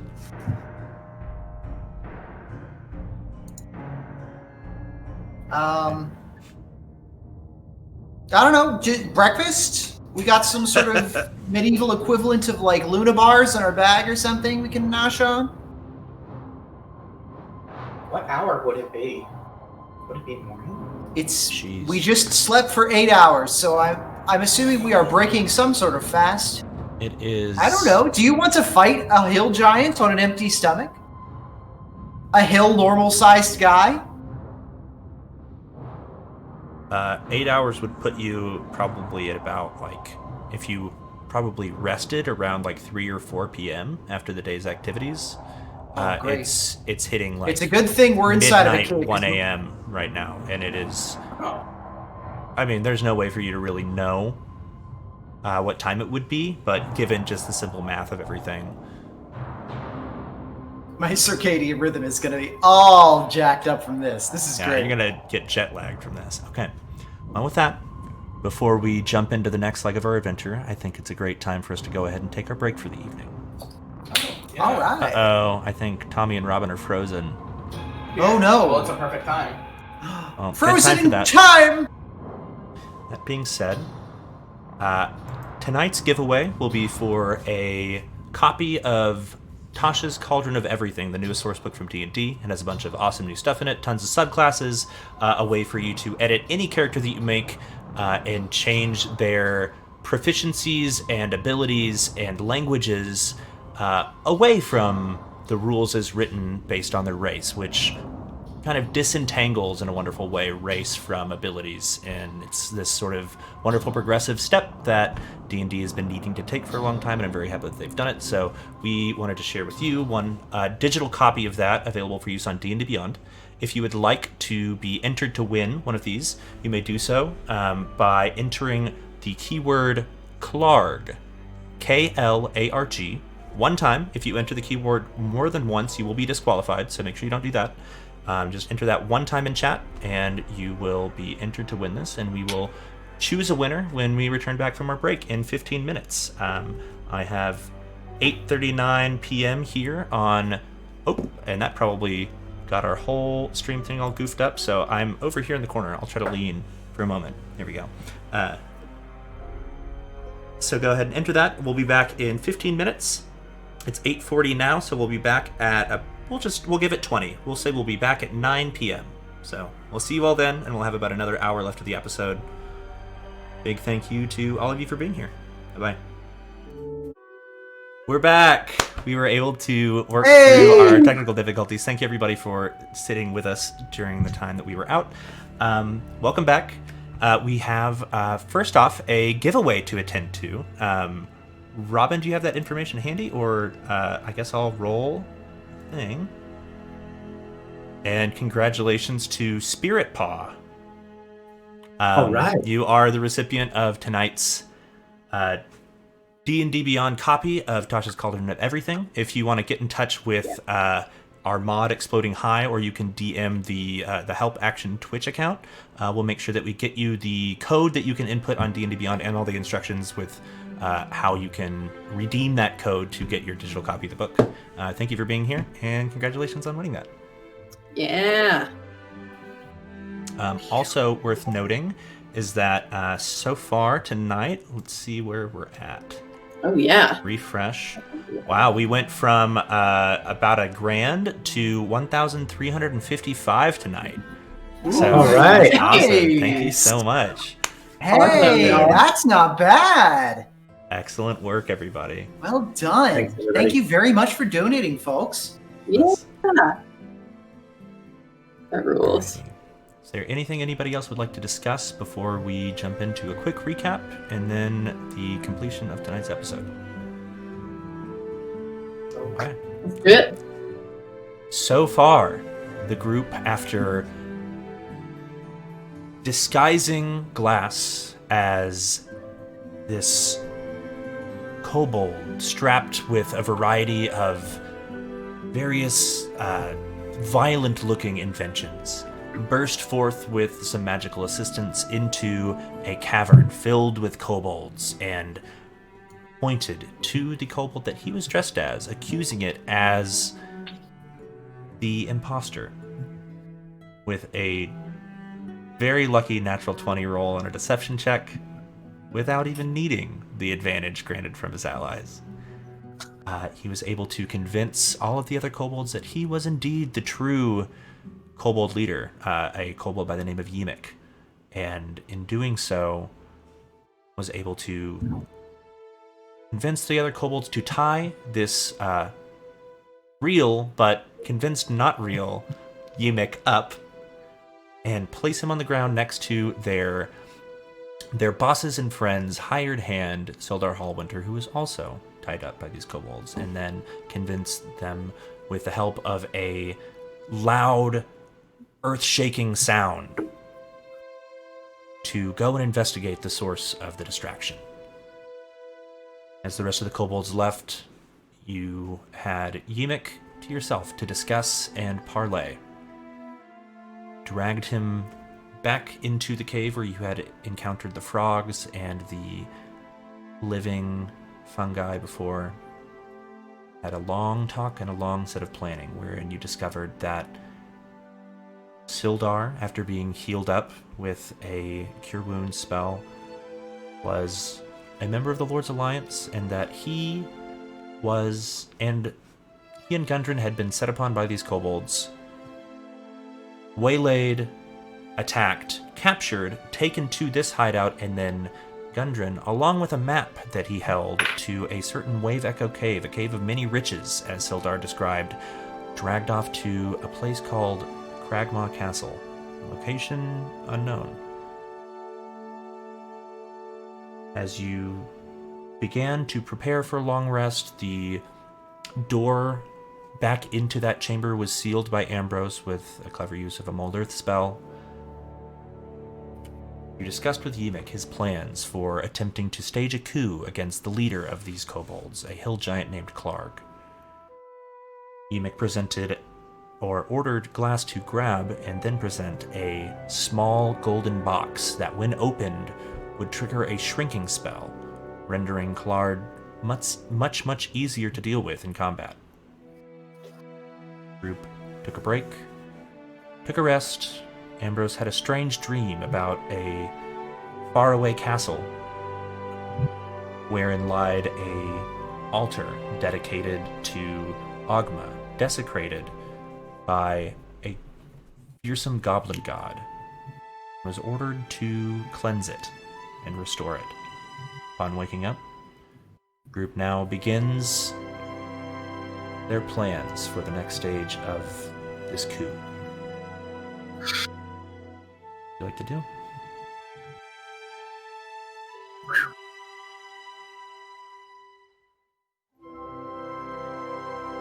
Anyone got an idea how to get there? I mean, Yeah, I think that would be Emix territory.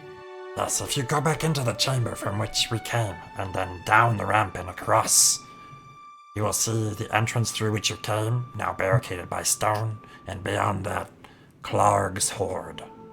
All right. What's going to be essentially our pretense for being in Clarg's throne room? Because we can't just run in there and say, "Oh, look at this amazing box that we definitely don't want you to have." would Lass maybe be willing to dress up as Enoch again? Commanding a return performance. We could also. Or we could just have Enoch go in there and we're back up. Yeah, if we trust this guy. I can only do so many things in a day, and I could do that, but I think if at all possible, I'd like to try to save that power for other abilities. I think if Eunuch, if you're comfortable, I think this whatever scheme we come up with is going to have to involve you, and it might be dangerous, but it's going to be dangerous for all of us. I mean, he said he had a plan. I have a plan, but the plan does not involve me. This was to be your job. I have another idea, if that might help. I don't know what Enoch's plan is, though. So, I don't know if you, any of y'all have noticed, but I have a bit of a fondness for, smooth talking. What if we posed as a group of merchants trying to sell Clarg on something?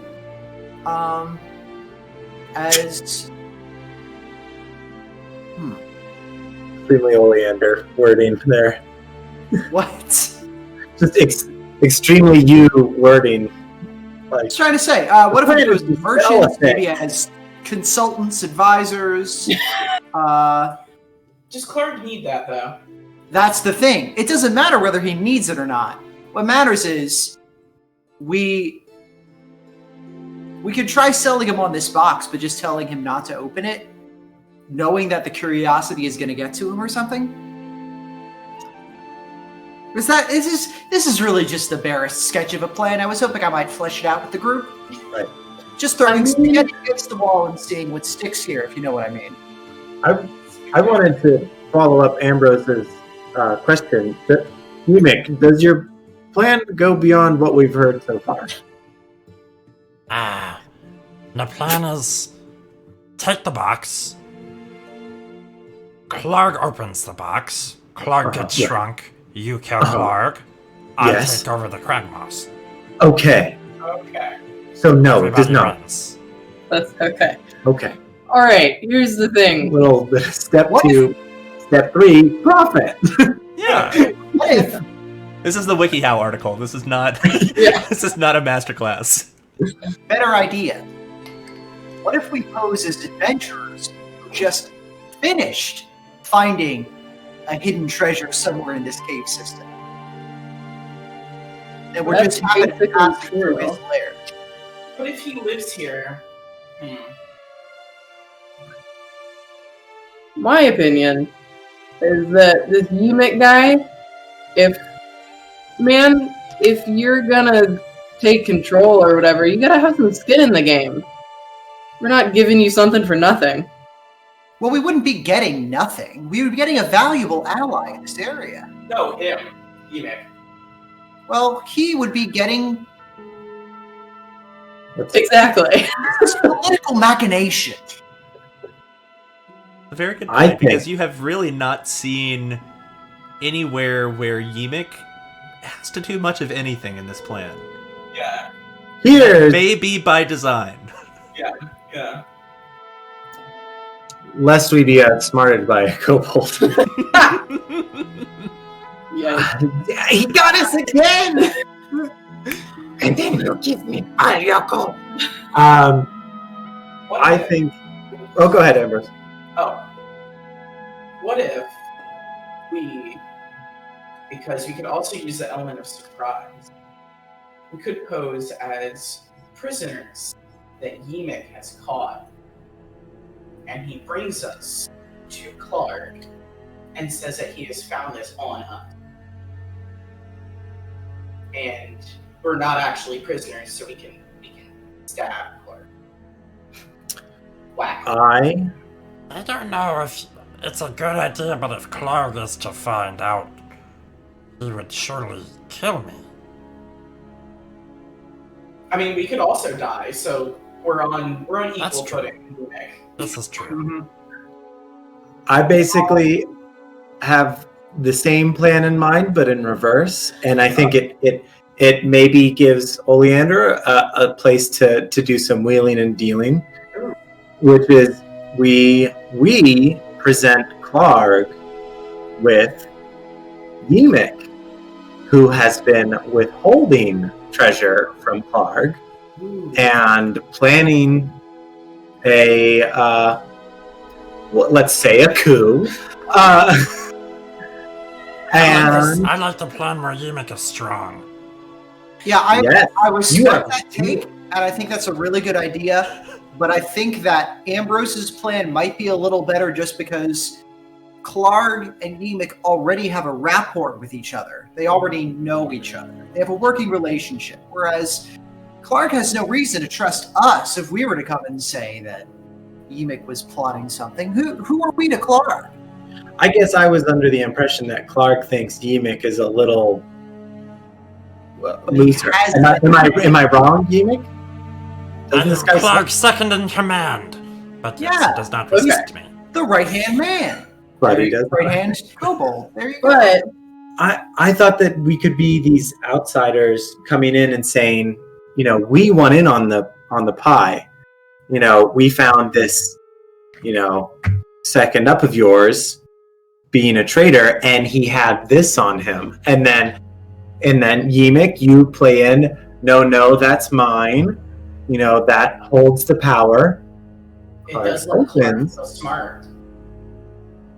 Silder kind of leans in at this point and says, the only problem I'm really seeing here is in a situation where the Kobold here's got control, and you're all at a disadvantage.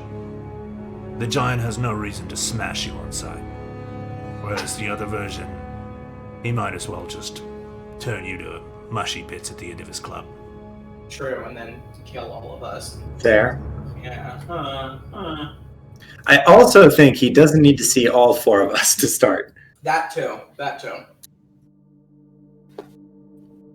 Maybe one of us? Yeah, perhaps. If yeah. if Ymik went out there with, I mean, say, a little halfling, you know, that might actually be believable Yeah. that Ymik could take a halfling on. Yeah. A halfling who coincidentally is perhaps the beefiest. Yeah. The beefiest and most badass of our crew. To be sure. I mean, you know, I wasn't gonna say it, but Yeah, you can take a punch. one, I can take one punch. Yeah, we can't take one punch, but you can. Honestly, maybe none of us can take one punch from this game. But I like that. That makes sense. Sounds like a plan. I can Rick? stay in the shadows nearby with my multiple ranged attack options. Okay. So, just to clarify, the plan here is to have Yimik take in Bree, who is posing as a prisoner, and present Bree as spoils of war, so to speak, along with the treasure stolen from you, quote unquote, whilst the rest of you lay in wait in the shadows somewhere. Is this correct? Yes. Just so I'm on the same page as everybody. Yeah. Intentions. Yes. Okay. And I think the more that you can play up your excitement over this treasure, the more it's going to make Clark want to take it from you. Yimik is a very good liar.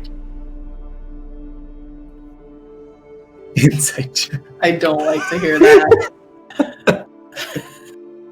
Go ahead and make an insight check. Okay.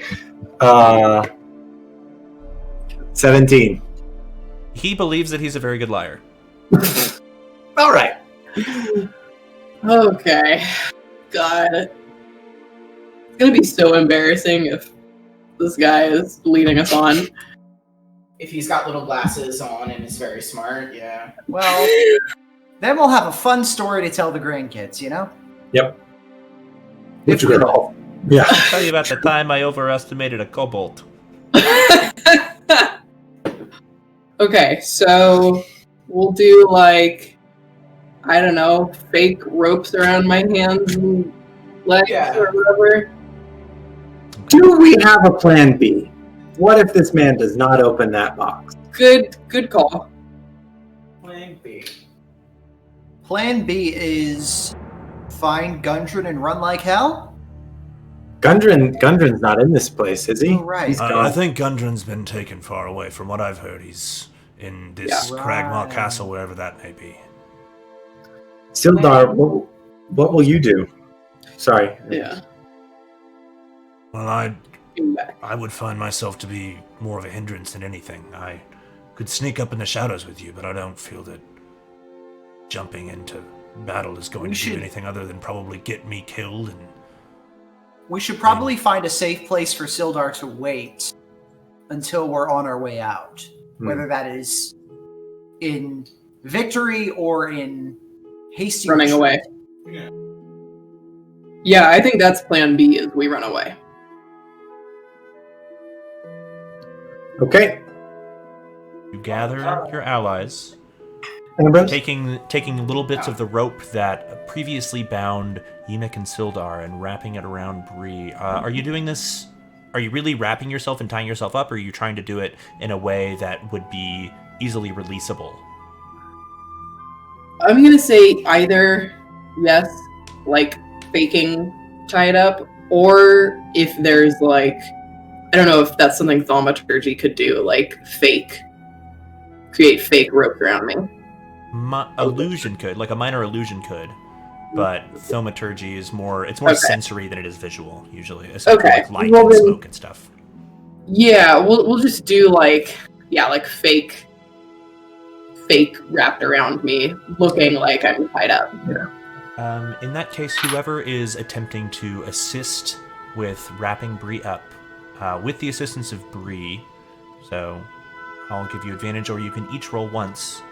Go ahead and make a sleight of hand check. I can roll for that. You sure? Do you want to double up? Or Bree's helping? Okay, you Yeah, go no, for I it. got it. That's going to be a 12 from me. And 17. 21 for me. Wow. okay. Wow. So, Bree, you've spent some time dealing with. This is right up your alley. This is right up your alley. You've spent some time dealing with the way various mechanical aspects of a lot of the sort of the logging camps and other places that you have sabotaged, how they operate, specifically cutting down blocks and tackles to cause issues, or rigging them for failure. In doing so, you're pretty proficient with slip knots and Slipknot. I couldn't stop. Tight! Iowa, great album! And in doing so, you're able to wrap yourself in what looks like tight ropes that, should you push against them, will fall loose around you.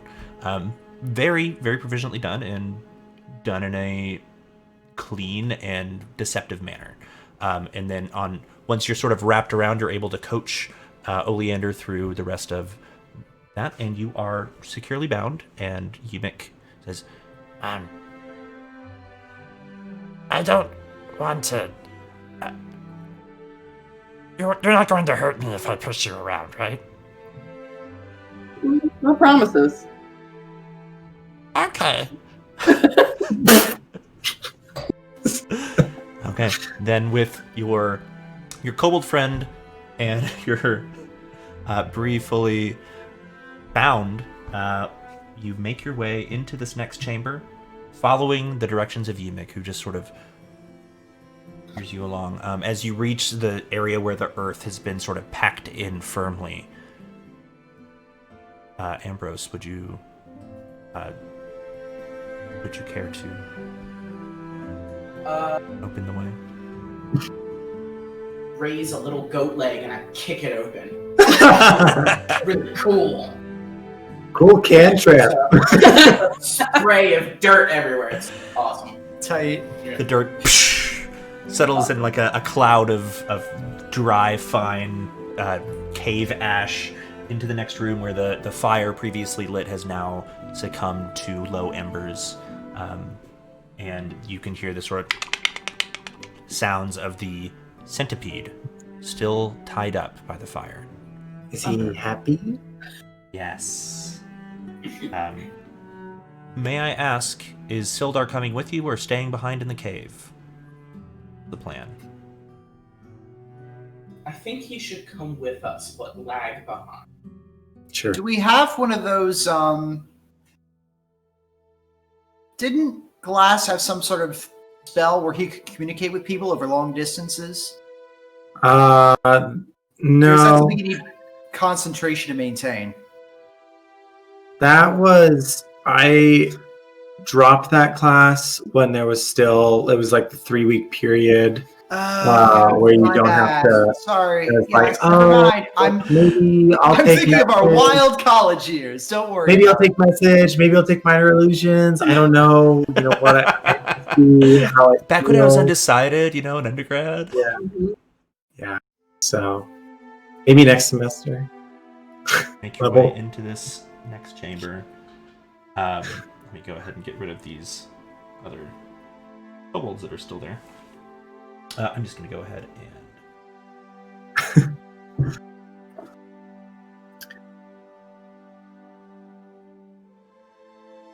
just because we're going to be leaving this area, I will make sure.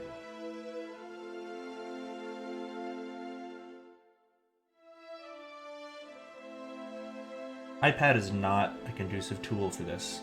Alright, as you make your way down the ramp, now looking up you can see that there's this sort of sharp cliff face, the top of which is sort of backlit by the embers of the fire. You can still see and hear sort of the shadows created by the centipede as it clacks and strains at its binds. Make your way into a tunnel, which in it has all of these vertical columns of natural rock, much like many of the ones that you've seen before. And as you proceed further along, you now can see back into the area where you had done your journey, and you can see the sort of pile of fallen stone that blocks your exit. The map doesn't accurately represent it, but you cannot see past it. It is floor-to-ceiling stone. It looks like the ceiling itself caved in as those stones came down. As you advance a bit further, Yumik sort of puts his hand out and says, Just ahead, Clark's horde. From here we go quietly. I would like to.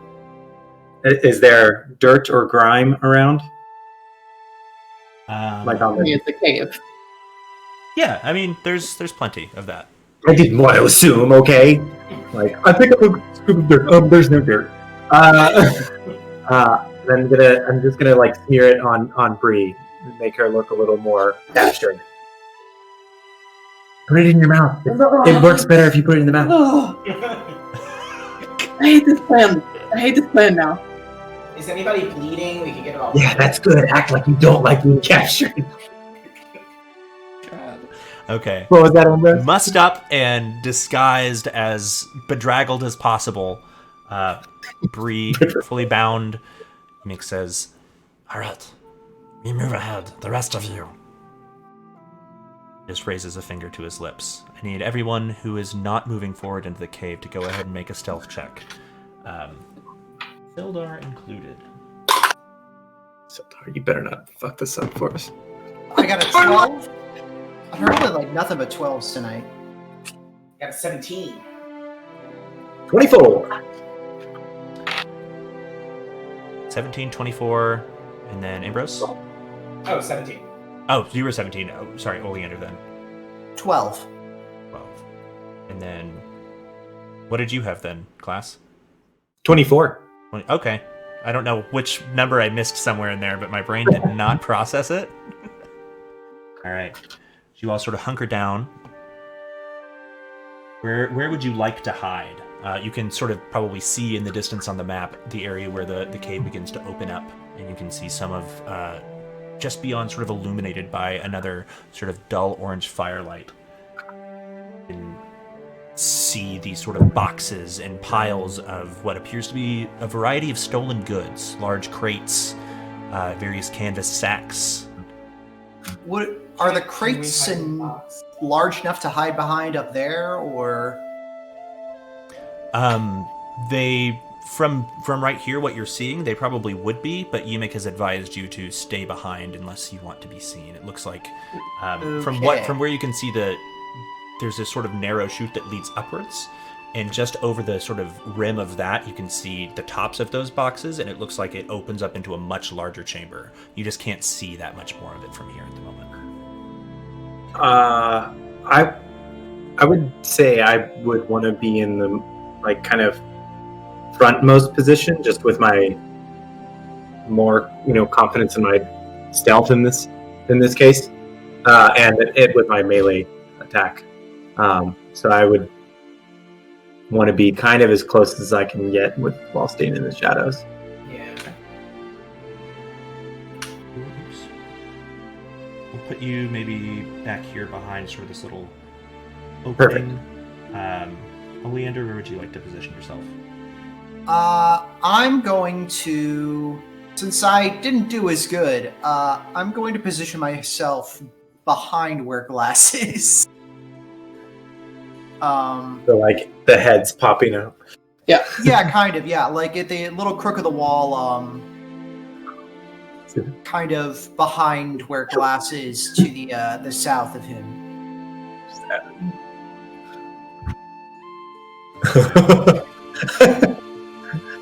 You are sort of back here. Yeah, that's good. Excellent. Cool. And then Bree, you and Yimik will be going ahead. You'll probably be pushed ahead by him. And then Ambrose, where would you like to be? Would it be possible to be where Glass is, but on the opposite side? Or is that too open? I think you're going to be really easily seen there, since that has a clear view into the sort of cavern up ahead. Okay. There's sort of a little natural stalagmite right there that you might be able to hide behind. That'd be good. And Sildar is just going to say, I'm not sure it's wise for me to approach. And as he sort of shifts a little bit, you can hear his heavy armor clank. Yeah, just hang out back there. He just slowly if we run shifts into as trouble, best he can, making quite a bit of noise. Yeah. Falls back over and towards the end.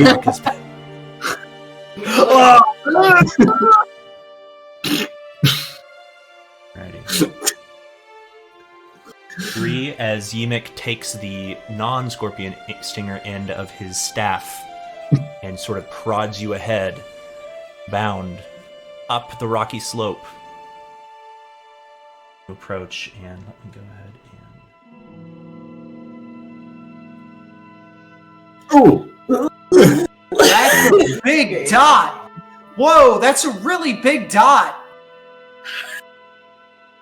As you It's like- crest over the top, you can now see hunkered down is this massive hunched form. Relaxing, sitting with his back to you at this moment, this sort of large, muscle-bound, deeply scarred, almost stony skinned looking back with little bits of fur on the pauldrons and a large leather bandolier is the form of the giant you assume to be Clark. Next to him on the ground, you can now see, with its face turned towards you, its eyes glinting as cat eyes do, and staring directly at you is a huge, fanged, massive saber-toothed tiger. It lets out this low, rumbling growl, and Clark grabs it by the ruff of the neck and turns around with one meaty hand that sort of wraps almost all the way around this full-grown lion's neck. And turns. As he turns, you can almost hear, it sounds like rocks shifting just with the weight of his movement. The sheer scale of this creature is hard to fathom. Just his head alone is almost the same, is taller than you are, Bree. Mm-hmm. Standing from here, getting a better look at his body, now you can tell, were he to stand up, you might not reach his knee. Awesome. As Emic prods you forward into the chamber. Clark, I have captured a small one. I bring you its treasure. Clark sort of stands to his full height, nearly 15 feet tall, and then bends over, and next to him, what you had previously thought was a log next to the fire for sitting on, he grabs by one hand and rights it, and uses it to pull himself the rest of the way up, is his massive club. Looks over at Emic and says, "What have you brought for me this time, pathetic kobold?"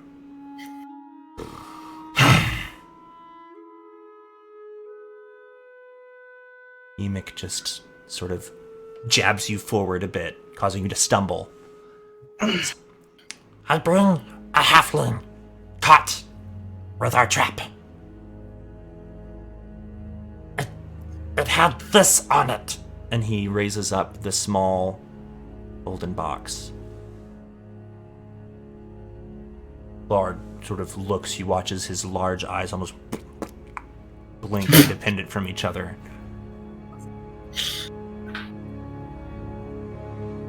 What's that? Give it here. Says, of course. And tosses the box in the air in the direction of Clark. I'm going to roll really fast to see how good of a toss that was. Okay.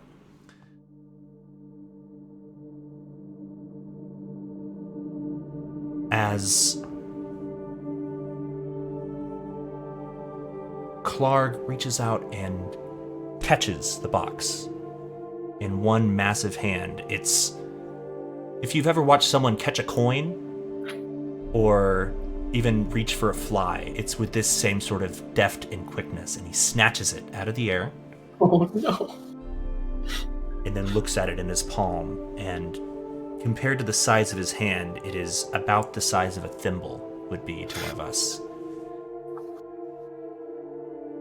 Sort of dangling his large club between his last two fingers with this box in his hand, he begins to pry it open. In doing so, he struggles for a moment with his massive fingers for the dexterity of the box, and he eventually does get it open. There's this blinding flash of this pinkish purple light, and the magic rune inside is triggered. You watch as through this flash of light, there's this bolt of arcane energy that leaps from the box to Clarg. And then again to his club in his hand. And you watch as he begins to diminish in stages. As it shrinks, he lets out a yelp, and both of his hands fly up. Looking down at his body, the box flies into the air. And you watch all of this in slow motion. Just before the box hits the ground, it lets out a second bolt of light, zapping the saber-toothed tiger, who begins to shrink. Yes! And halfway through shrinking, the box collides with the ground and shatters. Clarg, now standing at roughly 6, maybe 7 feet tall, Okay. his club shrunken down to a manageable 4 feet, and his saber-toothed tiger, the size of a house cat, Yes! which now lets out a meow and a hiss and scuffles off behind some of the boxes stacked behind him. Baby. Oh, Babby. You better believe I'm gonna try and make that cat my friend. Oh boy. Clarg lets out this massive hideous roar and charges for the two of you. I need for everyone to go ahead and roll initiative. All right, let's do it. Good job. Nice. Oh dear, I only got a 7. I got an 8. Alrighty, I will grab those from you in just a moment. I need to set up my combat here. Video high five, Oh, team. no. Yeah. That Both our plans working. that went about as well as it's not over yet. Yeah, I right, won't say right. anything. Our brains are I know it pretty well. I'm so glad that didn't go wrong. Yeah. I mean, we could still get our asses kicked in the fight, but at least we'll get our asses kicked by a normal-sized guy. Yeah. Right. I don't know how Okay. reasonable a 4-foot-long club is, but We'll find out. it's better than a tree. I'm sure he's It's gonna gonna work. survive a hit now. There we go. Better than it being 3 feet long. Okay. God. Alright.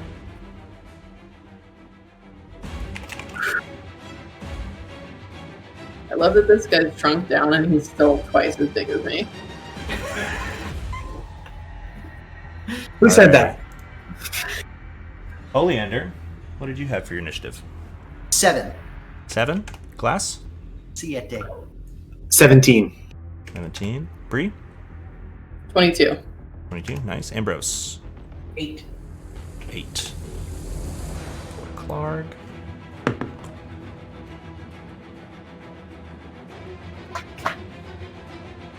Okay, go ahead and do that.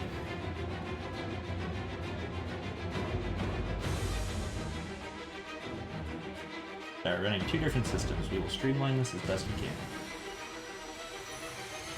I believe in you, Evan. Thank you, magical DM. Yeah, truly. Yeah, I love the voices you've been doing too. They've been really good. Hey, thanks. Yeah, everybody, in case it wasn't obvious, Evan puts an insane amount of work into this. Yeah, like We just show up. Like, this is going to show up I've been as gobsmacked. It's been wild. as a knight, I guess. Because I don't have... My monster is gone. I don't know.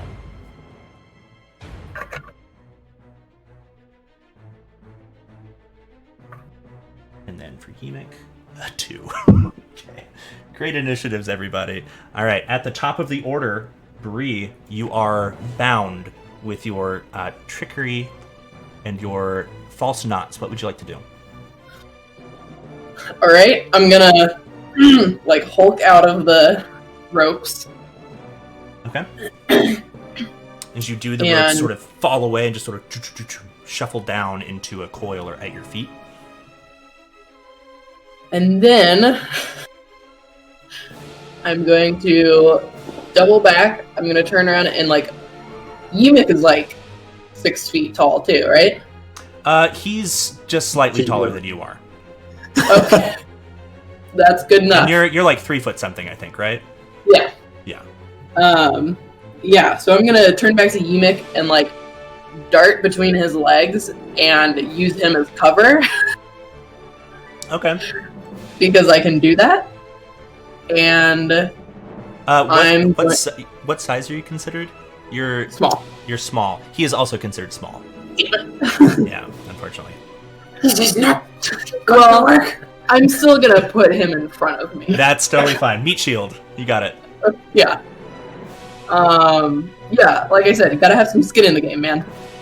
And then I'm gonna knock an arrow and take a shot at Clark. Okay, go for it. Roll the hit. The ropes drop around you. You pull your trusty bow off of your back and knock an arrow. Pull it back and let fly. That's 15. 15, yeah. That will hit. Oh, right. Roll some damage for me. Okay. That is a D8. Yeah, you're right. Yeah.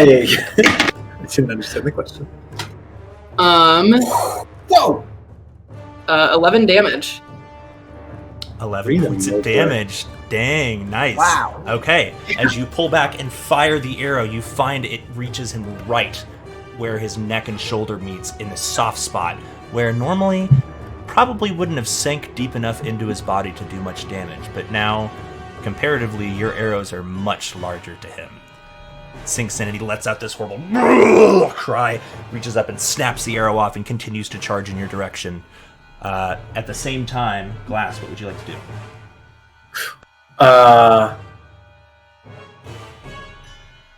I'm going to... I think I will first turn around to Oleander, get my tootie horn out, and just give kind of like a blare, like, and just go roast this fool at Oleander, and with that, then I will advance towards him and kind of up to north on the screen. So kind of towards the cave, the opposite cave wall. Okay. I don't know how far. Direction? Yep. I've got 30 feet. Yeah, that's perfect right there. That'll be 30 feet right there. Okay. You rush past Bree and Yimik and just sort of dart past them. What would you like to do?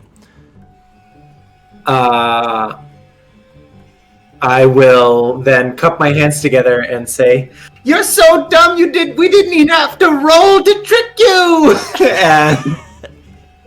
and I will cast Vicious Mockery. Okay. And that's a wisdom save, correct? 13, yep. Alright. That is a natural 17 minus 1, so 16. Big roll on that one, sorry. He sort of like blinks again and just, what do you mean roll? Doesn't seem to understand what it is that you mean. And then, who did you give Bardic Inspiration to, by the way? I did use Bardic Inspiration for Oleander. Okay, good to know. All right, with that, that's your action, bonus action, and movement. Cool. Ambrose, sort of ducked down behind this stalagmite that rises out of the floor. You've watched most of this happen by sort of peering around. What would you like to do? How many feet away is Clark? He is about 45 feet from you, I would say. Okay. Would I be able to move closer and cast a spell? Yeah, absolutely. Where would you like to move? Okay. I'd like to move at least 15 feet towards, to the right of Bree, so that I can cast Witch Bolt. Okay, yeah. And as you sort of go ahead and describe how Witch Bolt looks, and then go ahead and make an attack roll for me, or a spell check roll for me. Oh, okay. I thought I had to roll the hit for that one. You do, yeah. Oh, okay. Is a spell attack roll. Wow, I got a 1! Oh, no! 1. Oh, no. Good numbers this whole time until when it counts. Yeah. You push yourself up from behind the stalagmite and scramble over to get yourself in range, and as you take aim, Clark is charging forward, and you can only see maybe from his chest up, just over the ridge, as he's still a good ways uphill from you. And as you let your witch bolt go, it aims just slightly too low and slams into the rocks right next to Yimik and Bree, sending debris flying up, unfortunately not hitting its mark. Sorry. Wow. Do you have any bonus actions, or I think you have a little bit more movement left if you'd like to use it?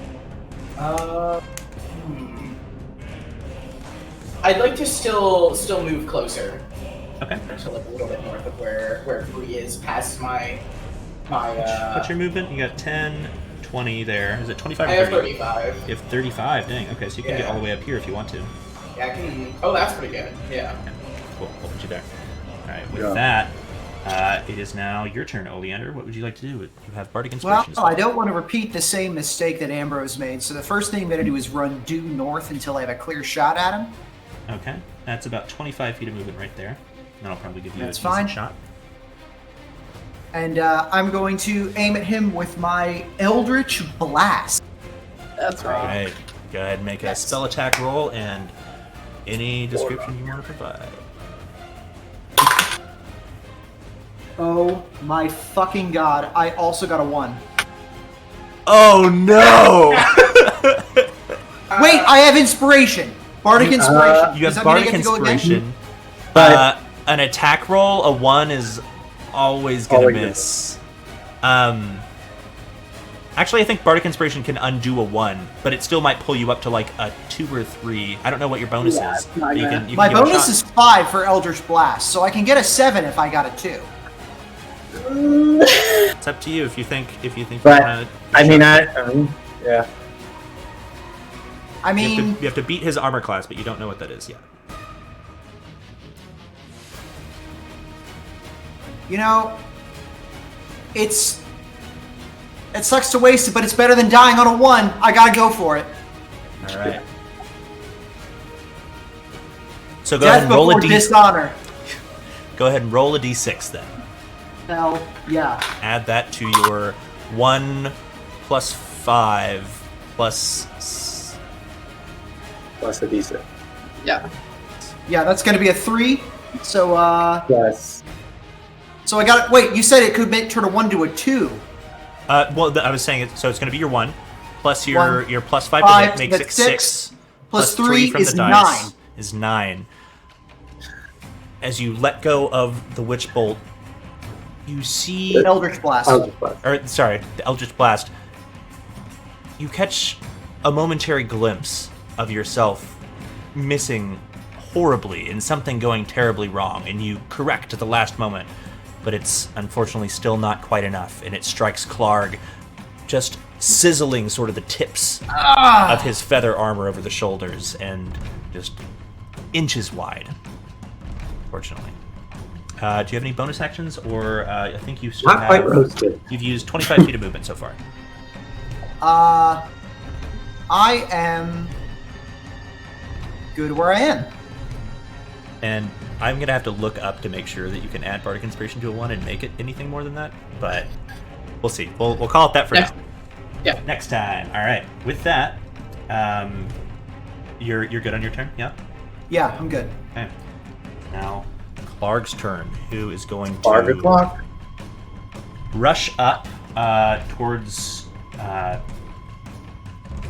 he was charging at Bree, but now he's just going to go for the closest person. So he makes for this direct charge at you, Bree, and Glass, as you rush up closer to him, you watch as he like rushes forward like a Mack truck and just sort of veers over towards you. His sort of dragging that large club behind him in the dirt, and as he does, he sort of raises it up over his head and brings it down on top of you with a that's going to be a 17 to hit. That'll hit me. All right, that's going to be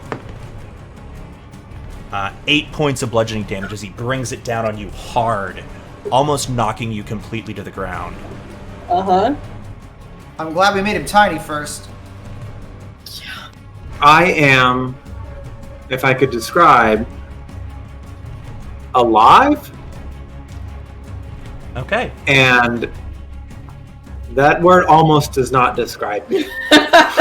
You feel as it comes down sort of on where your neck and your back meet here, as you sort of try to dodge out of the way at the last They moment. thought they met. Now that my neck and my back have really met. You are confident that you heard something break, and you're not sure what Oh, it was, no. but it was bad. Uh-huh. With that, as Clark rushes up to you, he does that. He's going to continue on his charge past you, and now take a swing at you, Ambrose. Whoa, I'm glad it wasn't a man. That is a 11 to hit. He misses. As he tries to follow through with his club, he does swing down on top of you, Ambrose, but he catches the wall of the cave. You're dusted in rock and dirt that sort of showers down on top of you as you sort of brace yourself for the impact, but the impact never comes.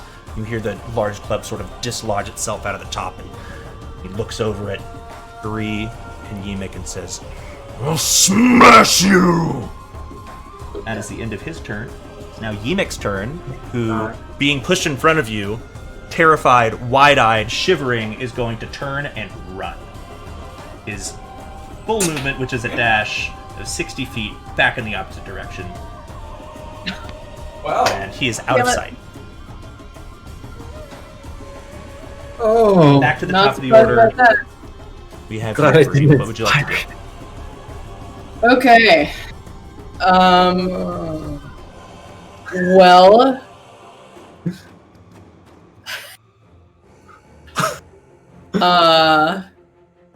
I'm gonna say, shit, guys, do I have to take this guy out on my own? And I'm just gonna back up like 10 feet Okay. To there. and take another shot at him. Okay. You knock another arrow, pull back, and let it fly. Go ahead and roll to hit. Yeah, that's 22. 22. That'll definitely hit. Go ahead Yeah, and roll that'll some do it. damage. With a 22, where do you want to hit him? Yeah.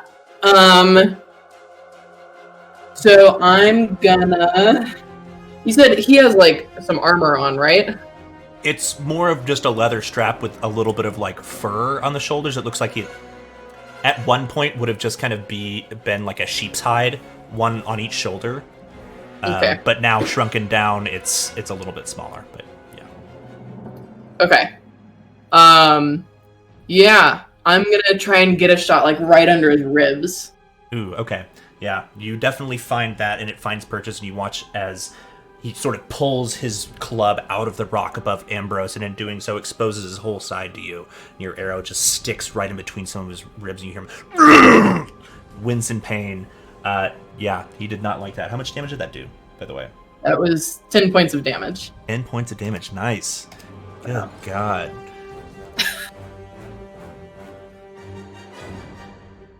Bree taking this guy apart. He is Shit. bleeding heavily from this sort of wound in his side, and as he finally brings that club down out of the wall, he uses his elbow and just sort of snaps that arrow off again. Now he has 2 of your arrowheads in various locations under his flesh. Not happy about it. Any bonus actions or movement?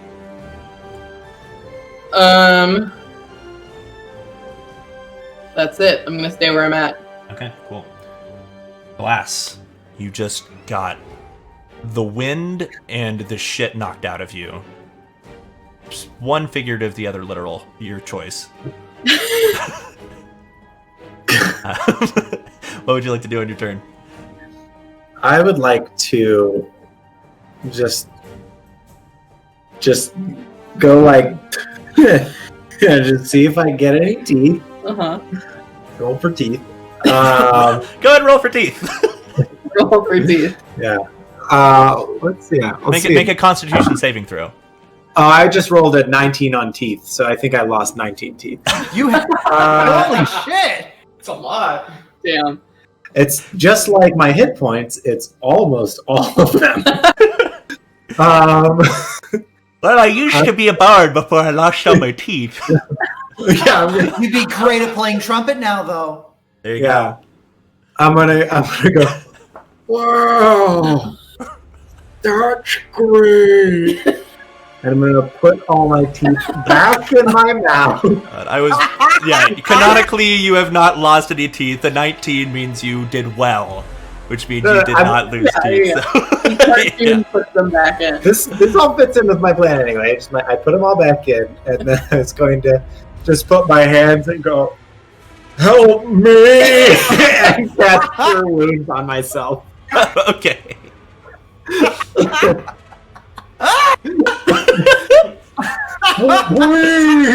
Guys, I can't cast Disguise Self. I have to be able to heal myself to come. Yeah. That's... Okay, everyone, I have 1 hit point. And I'm your healer if I die. Okay. I so go can't ahead, leave roll for the health you would have received back from Cure Wounds. Yeah. I didn't make the decision to get hit in the face with the club. Alright, I recover 6 hit points. Nice. Okay. All right. Sort of healing injury.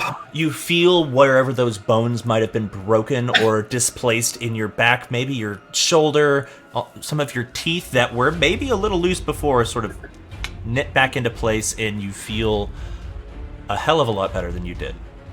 I'm back, baby! Yep. All right, bonus actions or movement. Movement will trigger an opportunity attack. Yeah, that's right. I will look at Oleander again and say, "Save my life. Don't miss. This is a song." And you are inspired, Bart. Yes. Yeah. All right. Put it in the right file. With that, Ambrose, as you sort of duck down and just are rained upon by this rock and dirt that showers down on you as he misses you, you watch as an arrow appears in his side. He snaps it off, and then Glass sort of imbues himself in some healing energy right next to you. What would you like to do? I'm gonna do a risky thing because I want to do something that I haven't done yet. Okay. I want to use my quarterstaff and I want to break his knees. Ooh. Okay. Some gang shit. Let's go. Okay. Big money, big prizes. All right. 19. 19, right. yeah. Frustrated by this, and in your sort of ducked stance, you just lash out with the bottom of your staff and collide with the front of one of Clark's kneecaps. He howls out in pain. Go ahead and roll damage. Oh, that's... Here we go, 1d6. Brain. Ooh, 5. 5 points of damage. Nice. Close. You don't Oh, wait, see his +1, knee snap okay. backwards, but you most certainly cause some pain, and he will. Yeah, he did, that was not fun for him. All right. Did you say +1, Ambrose? Yeah, it's +1 actually, so it's... Six. All right, 6 so damage. one more Yeah. point of damage. Got it. It's important, I hate this guy. Does he look like I looked a second ago? He's still looking pretty okay. Okay. All right. With that, do you have any bonus actions or movement that you want to do, Ambrose? If I move, that leaves me open for an attack opportunity. It does, yes. Can I stay where I am but brace myself? You could take the dodge action, but that's a full action. It's not a bonus action, unfortunately. That would just Okay. provide disadvantage to whoever would attack you. But Okay. Yeah, let's risk it. I want to move closer to where the foxes are, to the west of Glass. okay. as you sort of shimmy along the wall and move sort of behind where Glass is and up towards the box, Clark is going to swing that club at you as you try to escape. That is a 6 to hit, a natural 3. Oh. You just sort of, you arch your back and you feel the wind of the club swing and where your back would have been had you not dodged it. And You don't know where Like, where would you like to we be did in relation to digital the workshop boxes? shenanigans.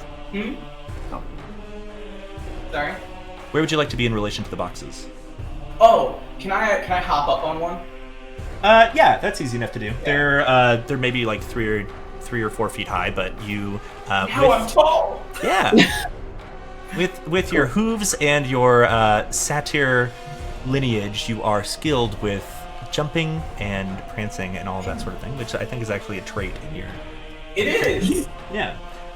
No problem. You're able to sort of spring up, almost like a deer would over a fence, and land with a kunk with both hooves on top of the box. If there's nothing else, on to Oleander. Yep. Okay.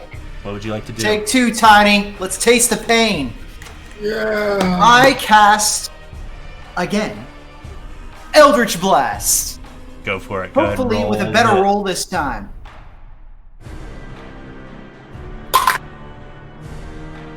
Ooh. That is a that's going to be an 11, and I'll use that bardic inspiration as well. Ooh, yeah, do it. That's only a 2, so it's going to be a 13. 11 would have missed, and a 13 does hit. Hey! Big save. Go ahead and roll some damage. You let loose this Thank you, Glass. blast of arcane energy in Clark's direction, and for a brief moment you catch that same sort of glimpse and adjust at the last moment, thinking of your friend's song that was sung to you. Let's all play That's going to be a for song. 7 hit points. Nice, 7 points of damage. Which is this arcane energy blasts into the side of Clark.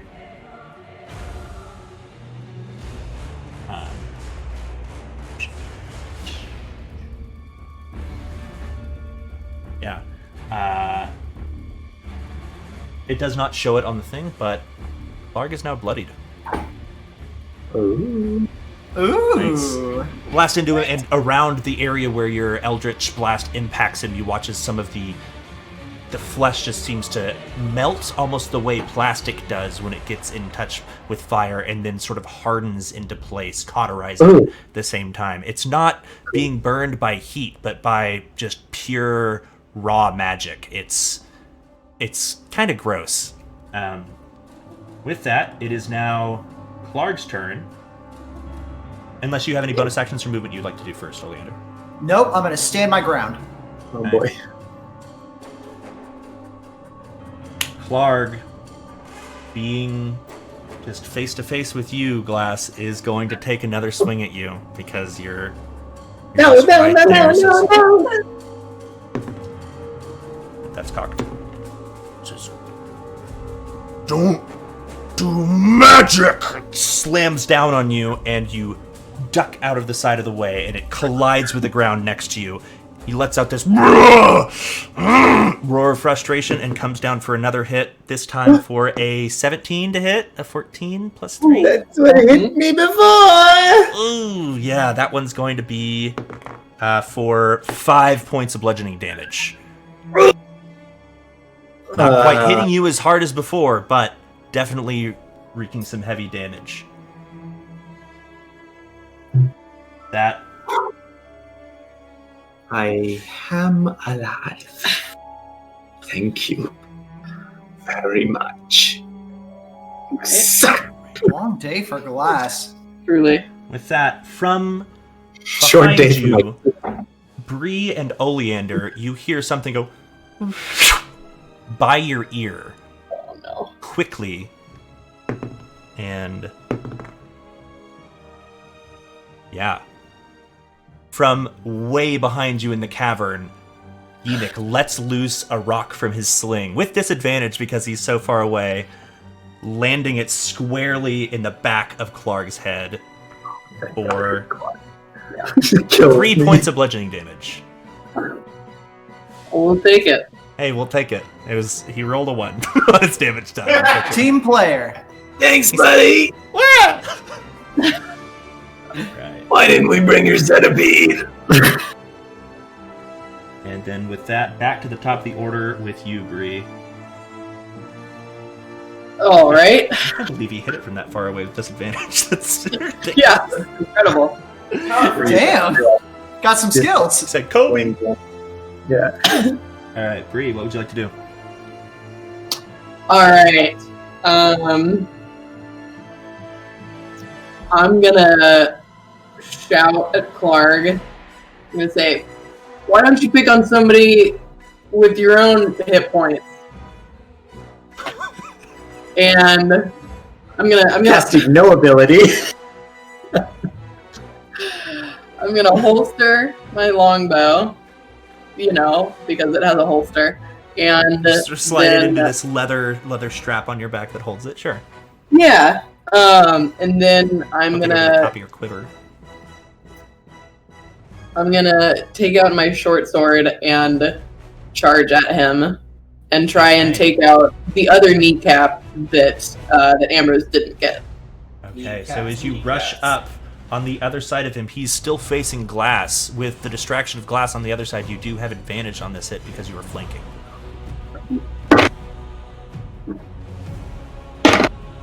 I'll take it. That's a 20. Nat 20 or a total of 20? Yeah, not nat, but Okay. 20. Yeah, definitely hits. You reach out and slash with your short sword at the back of one of his knees. That's Wrong. Yeah. that's right. Wrong thing. Good. That is 7 damage. Killing it. Rangers, man. 7 more points of damage. He lets out another howl of pain, and you watch as the one knee you just attacked sort of buckles underneath him, and he struggles and shakes for a moment, and then rights itself as the knee sort of pops back into place. Definitely worse for wear, but still on his feet. Any other bonus actions, or I think you have 5 or 6 feet of movement left if you want to skirt around the outside of him or anything like that. I'm gonna stay there and stay flanking with glass. Okay, cool deal. Cool. Arrange the map so it's a little more. Okay, cool. With that, Glass, it is your turn. What would you like to do?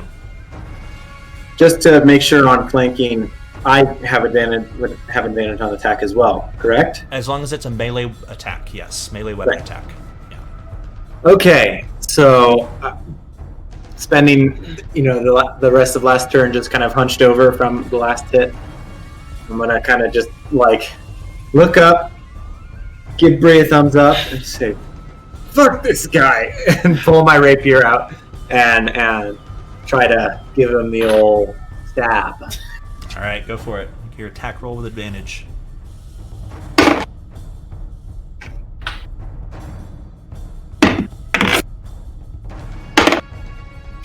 No.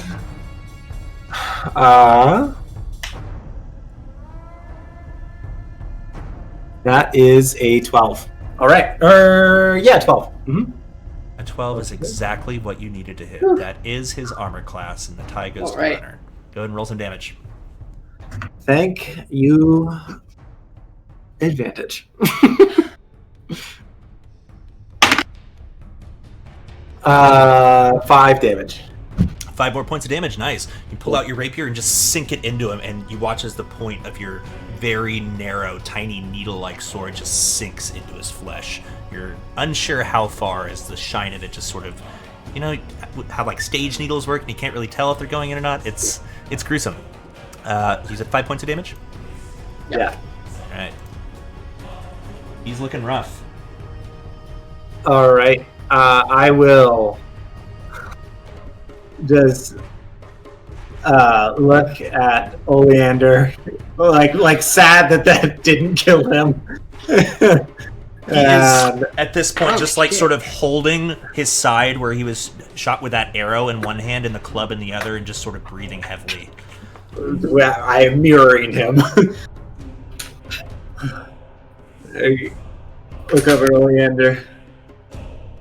He's almost dead. And then we'll cast my last bardic inspiration at Oleander. All right, awesome. Oleander, you are thusly inspired. With that, Ambrose, from your perch atop the crates. Also, from where you stand now, you can see sort of the rest of the room. There is a large amount of goods here, many of which appear to be stolen, taken, or otherwise procured through violent means. Probably not Kalarg's belongings. It seems the sort of attack that he staged on Sildar and Gundren, and later his cronies staged upon you, is a frequent form of highway robbery. Now that you perch atop this and sort of take assessment of your environment, what would you like to do? I would like to hack, because knowing what we've seen so far, I'm gonna assume he's not very smart.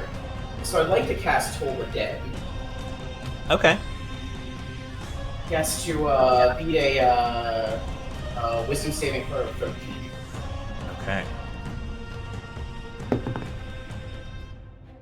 That is a natural 16 minus 1, which unfortunately is a 15 and does save. Yeah.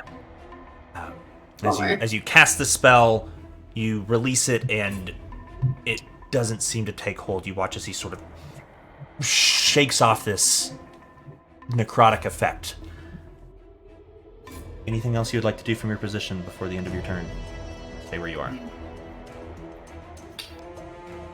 Can I scan the room to see if there would be anything that would help us at this time? Yeah, just make a perception check really fast. Okay. I'll give you that. Might as well while I'm here. That's kind of why I gave you like an assessment of the room before, was not because there's something that will help you, but you're kind of the smartest in the group, and you tend to think a little more tactically, I would imagine. I got a 19, so... A 19? Yeah, wish I could have gotten that a minute ago. Glancing around the room, you don't necessarily see anything that could be used for an offensive or tactical advantage.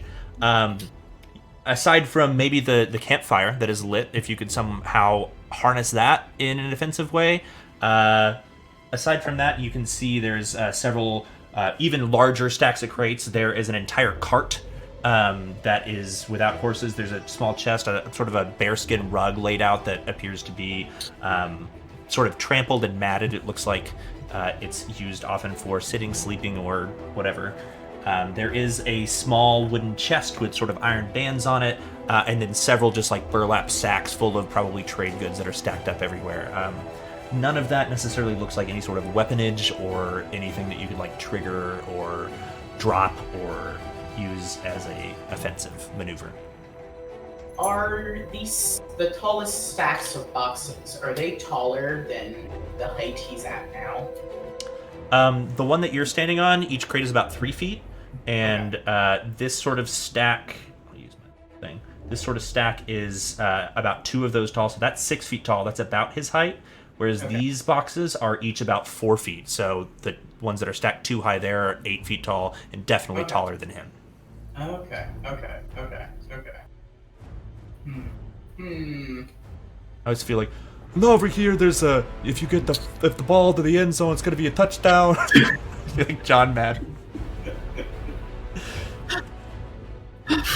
Okay, I think I'll stay where I am. To try a John Madden impression on there. I have no idea what he sounds like, to be honest. I care. I just like imagine cotton walls. You know. Okay. Anyway. So if there's nothing else on your turn, you want to stay where you are or climb further on I'm the gonna boxes? stay where I am, yeah. Okay, got it. With that, Oleander, you see Glass and Bree ahead of you, flanking Clark on either side. What would you like to do? I will go for the triple flank. I'm gonna move about I guess it would be 20 feet due west. Okay. Yep. And we're gonna go for the hat trick. We're gonna do Eldritch Blast. 3 is the magic number here today. Go ahead and roll to hit. It's gonna be a 5 plus 5 is 10, and I'm going to use that bardic inspiration one more time for my good friend Please Glass. get it through. That's going to be a 4. Oh, That'll whoa, do it. Go! baby. Yep. 10 would have missed, and a 14 definitely hits with that 12 armor class. All right. Yeah, go ahead and roll that Glass, damage. you're my best friend today. Pulling him out of the gutter, you guys. Good moves. Oh, that's going to be an 8 points of damage. Wow, okay, as you rush over to the side, now distracted on two sides with you at this absolutely opportune and wide open side flank of his where he's already holding himself. You let loose another blast of just raw magic, and it slams into the side of him, leaving this dark, sort of twisted and burned hole in his side. You said 10 points? 8 Not points. 8 points. All right. It is severe, and he buckles down for a second and drops to a knee, and then uses his club and sort of climbs it like a rope and brings himself back up to his feet. Not done yet, but very close. Damn. With that, he's going to turn around, looking at you, Oleander, and looking at Glass in front of him, and then looking at Bree behind. The one who's pegged him with the most arrows and the most strikes of the sword now earns his ire. He will strike down on you, Bree, with his great club. Ooh, it's a 22 to hit. That'll hit. Yep. It's going to be 6 points of bludgeoning damage. And Ooh. bring it down on you again. With a natural 1. As he goes to swing down on you again, he slams it down onto you once and trying to pull it almost off of your body. It slips in his grip, and when he goes to swing it forward again, he strikes down with nothing in his hands. The club sort of topples to the ground behind him, and he disarmed for the moment being.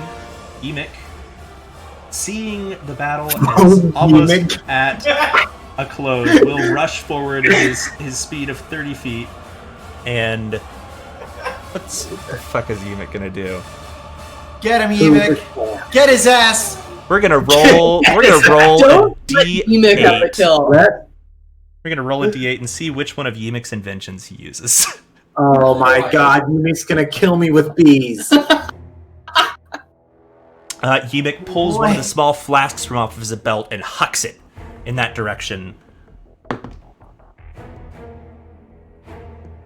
No. The glass sails over your head, Bree, over Clark's head, and over Glass's head, and shatters on the ground right in front of you and erupts into flame, lighting the box that you are standing on, Ambrose, on fire. And Emic just says, "Ah! Sorry!" And that's it for Emic's turn. He just threw a little bottle of Alchemist fire and God damn it. Bree, Good hustle. what would you like to do? Alright. I'm gonna look over my shoulder at Emic and say, "You are truly worthless."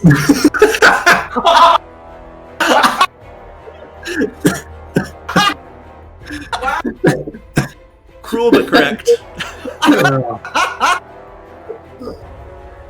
And then I'm gonna take another stab at Clark. Okay, go for it. The caveman! Pulling back with the short sword again, you go in for a blow. You have advantage. Oh, I have advantage. That's right. Yeah, you do have advantage because you're flanking. Okay, that's a 16 to hit. 16 will hit. Go ahead and roll some damage. All right, 8 damage. 8 points of damage. How do you want to do this? Yes! He had exactly 8 hit points left. Anything left, Wow! anything less, and he would not have gone down. All right. Love to hear it. Bree has killed like every single person so far. Truly have. Yeah. I don't know why. I don't know what it says about me that my instinct is always to be like, "I'll see you in hell." Like, Do it! If that's your instinct, maybe that's just what Glad you you're do. on our side. We are learning so much about Bree in combat. truly. Yeah. Yeah, I'll see you in hell, Clark. And I'm gonna, I don't know, stab him in the gut. Okay. Facing you, hands empty, his club on the ground, you just make eye contact with Clark and just push the blade in slowly. And you watch as he sort of uses those empty hands to clutch around the blade as it slides into him, and he coughs a bit of blood that drips down onto the blade. He drops to a knee and the other knee, pulling your sword down with it, down to your height. And now you're eye to eye with him. Just about to say something, just keels over forward, landing onto your sword even further, and you watch as he falls forward and the sword slides out of his back. And he rolls over to the side, dead on the ground, a pool of crimson slowly emanating from him. Ambrose, the box you're standing on is still on fire. You want to hop down or do anything before... now that we're out of combat, everything kind of got out of bullet time. Yeah. Unless anybody has anything they want to do before the end of combat here. No, I don't. Go ahead and say that we're out of combat. Flip off Clark. Yeah. So, would I be able to use my little bag of sand to put the fire out? Either that or mold earth. Maybe mold earth. Yeah, I'd say you can use mold earth and just kind of toss some dirt at it, and the fire sort of puts itself out. You probably have to use it a few times, but you're able to do that. I wanted to jump off this box, but I'll take this. As Klarg lies dead on the ground, and Yimik rushes forward and says, I can't believe you did it.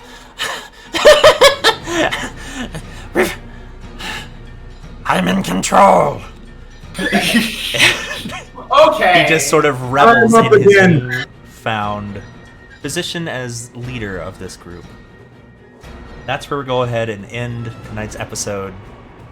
Oh. And pick up next week. Wow. Good We job. survived. Yeah, that kicked Yeah, ass.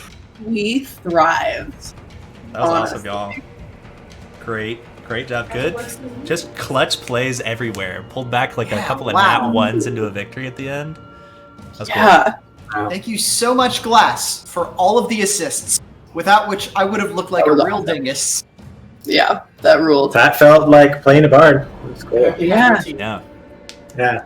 Glad I put all my teeth back in my mouth so I could sing those cool songs. I kept picturing it being like you spit out your dentures, like cartoon style, and have to put them back in or whatever. Oh, I didn't know I had these. Right, we'll go ahead and... Wow. Also some really clutch stuff from Bree, and I loved You Ambrose's like dodging and weaving with like little kneecapping. Yeah. That was cool as hell. That's awesome. Yeah, that is one of the few times in my life I think I will ever get to see a wizard use a melee weapon against a giant. Successfully. Yeah, that was pretty cool. Yeah, great effect. Alrighty. That was great. Before we wrap up the stream, I do want to just read through our donations for the evening really quick. Let's see where we're at. Let me refresh our page here really quickly. We are at $1,355. So thank you, everybody. That's awesome. Just to go through the donations here really fast, we have from Moosey7103, $100 donation. That's huge, buddy. Thank you. Yeah, thank you. Thank you so much. No sort of comment on that, but if we can comment, we appreciate it. Thank you. Another one from Koyhesky for $20 with 3 hearts as the message. We have a $30 donation from Snoozlebee. Thank you, Snoozlebee. No message on that one either. Susie. Hexatrinka donated $15. Thank you so much, Hex. And I think at the start of the stream we got $20 from an anonymous donor who just said, thank you for raising money for a great cause. Well, thank you for donating money to a great cause. Thank you so much. Awesome. Thank you. Oh my gosh.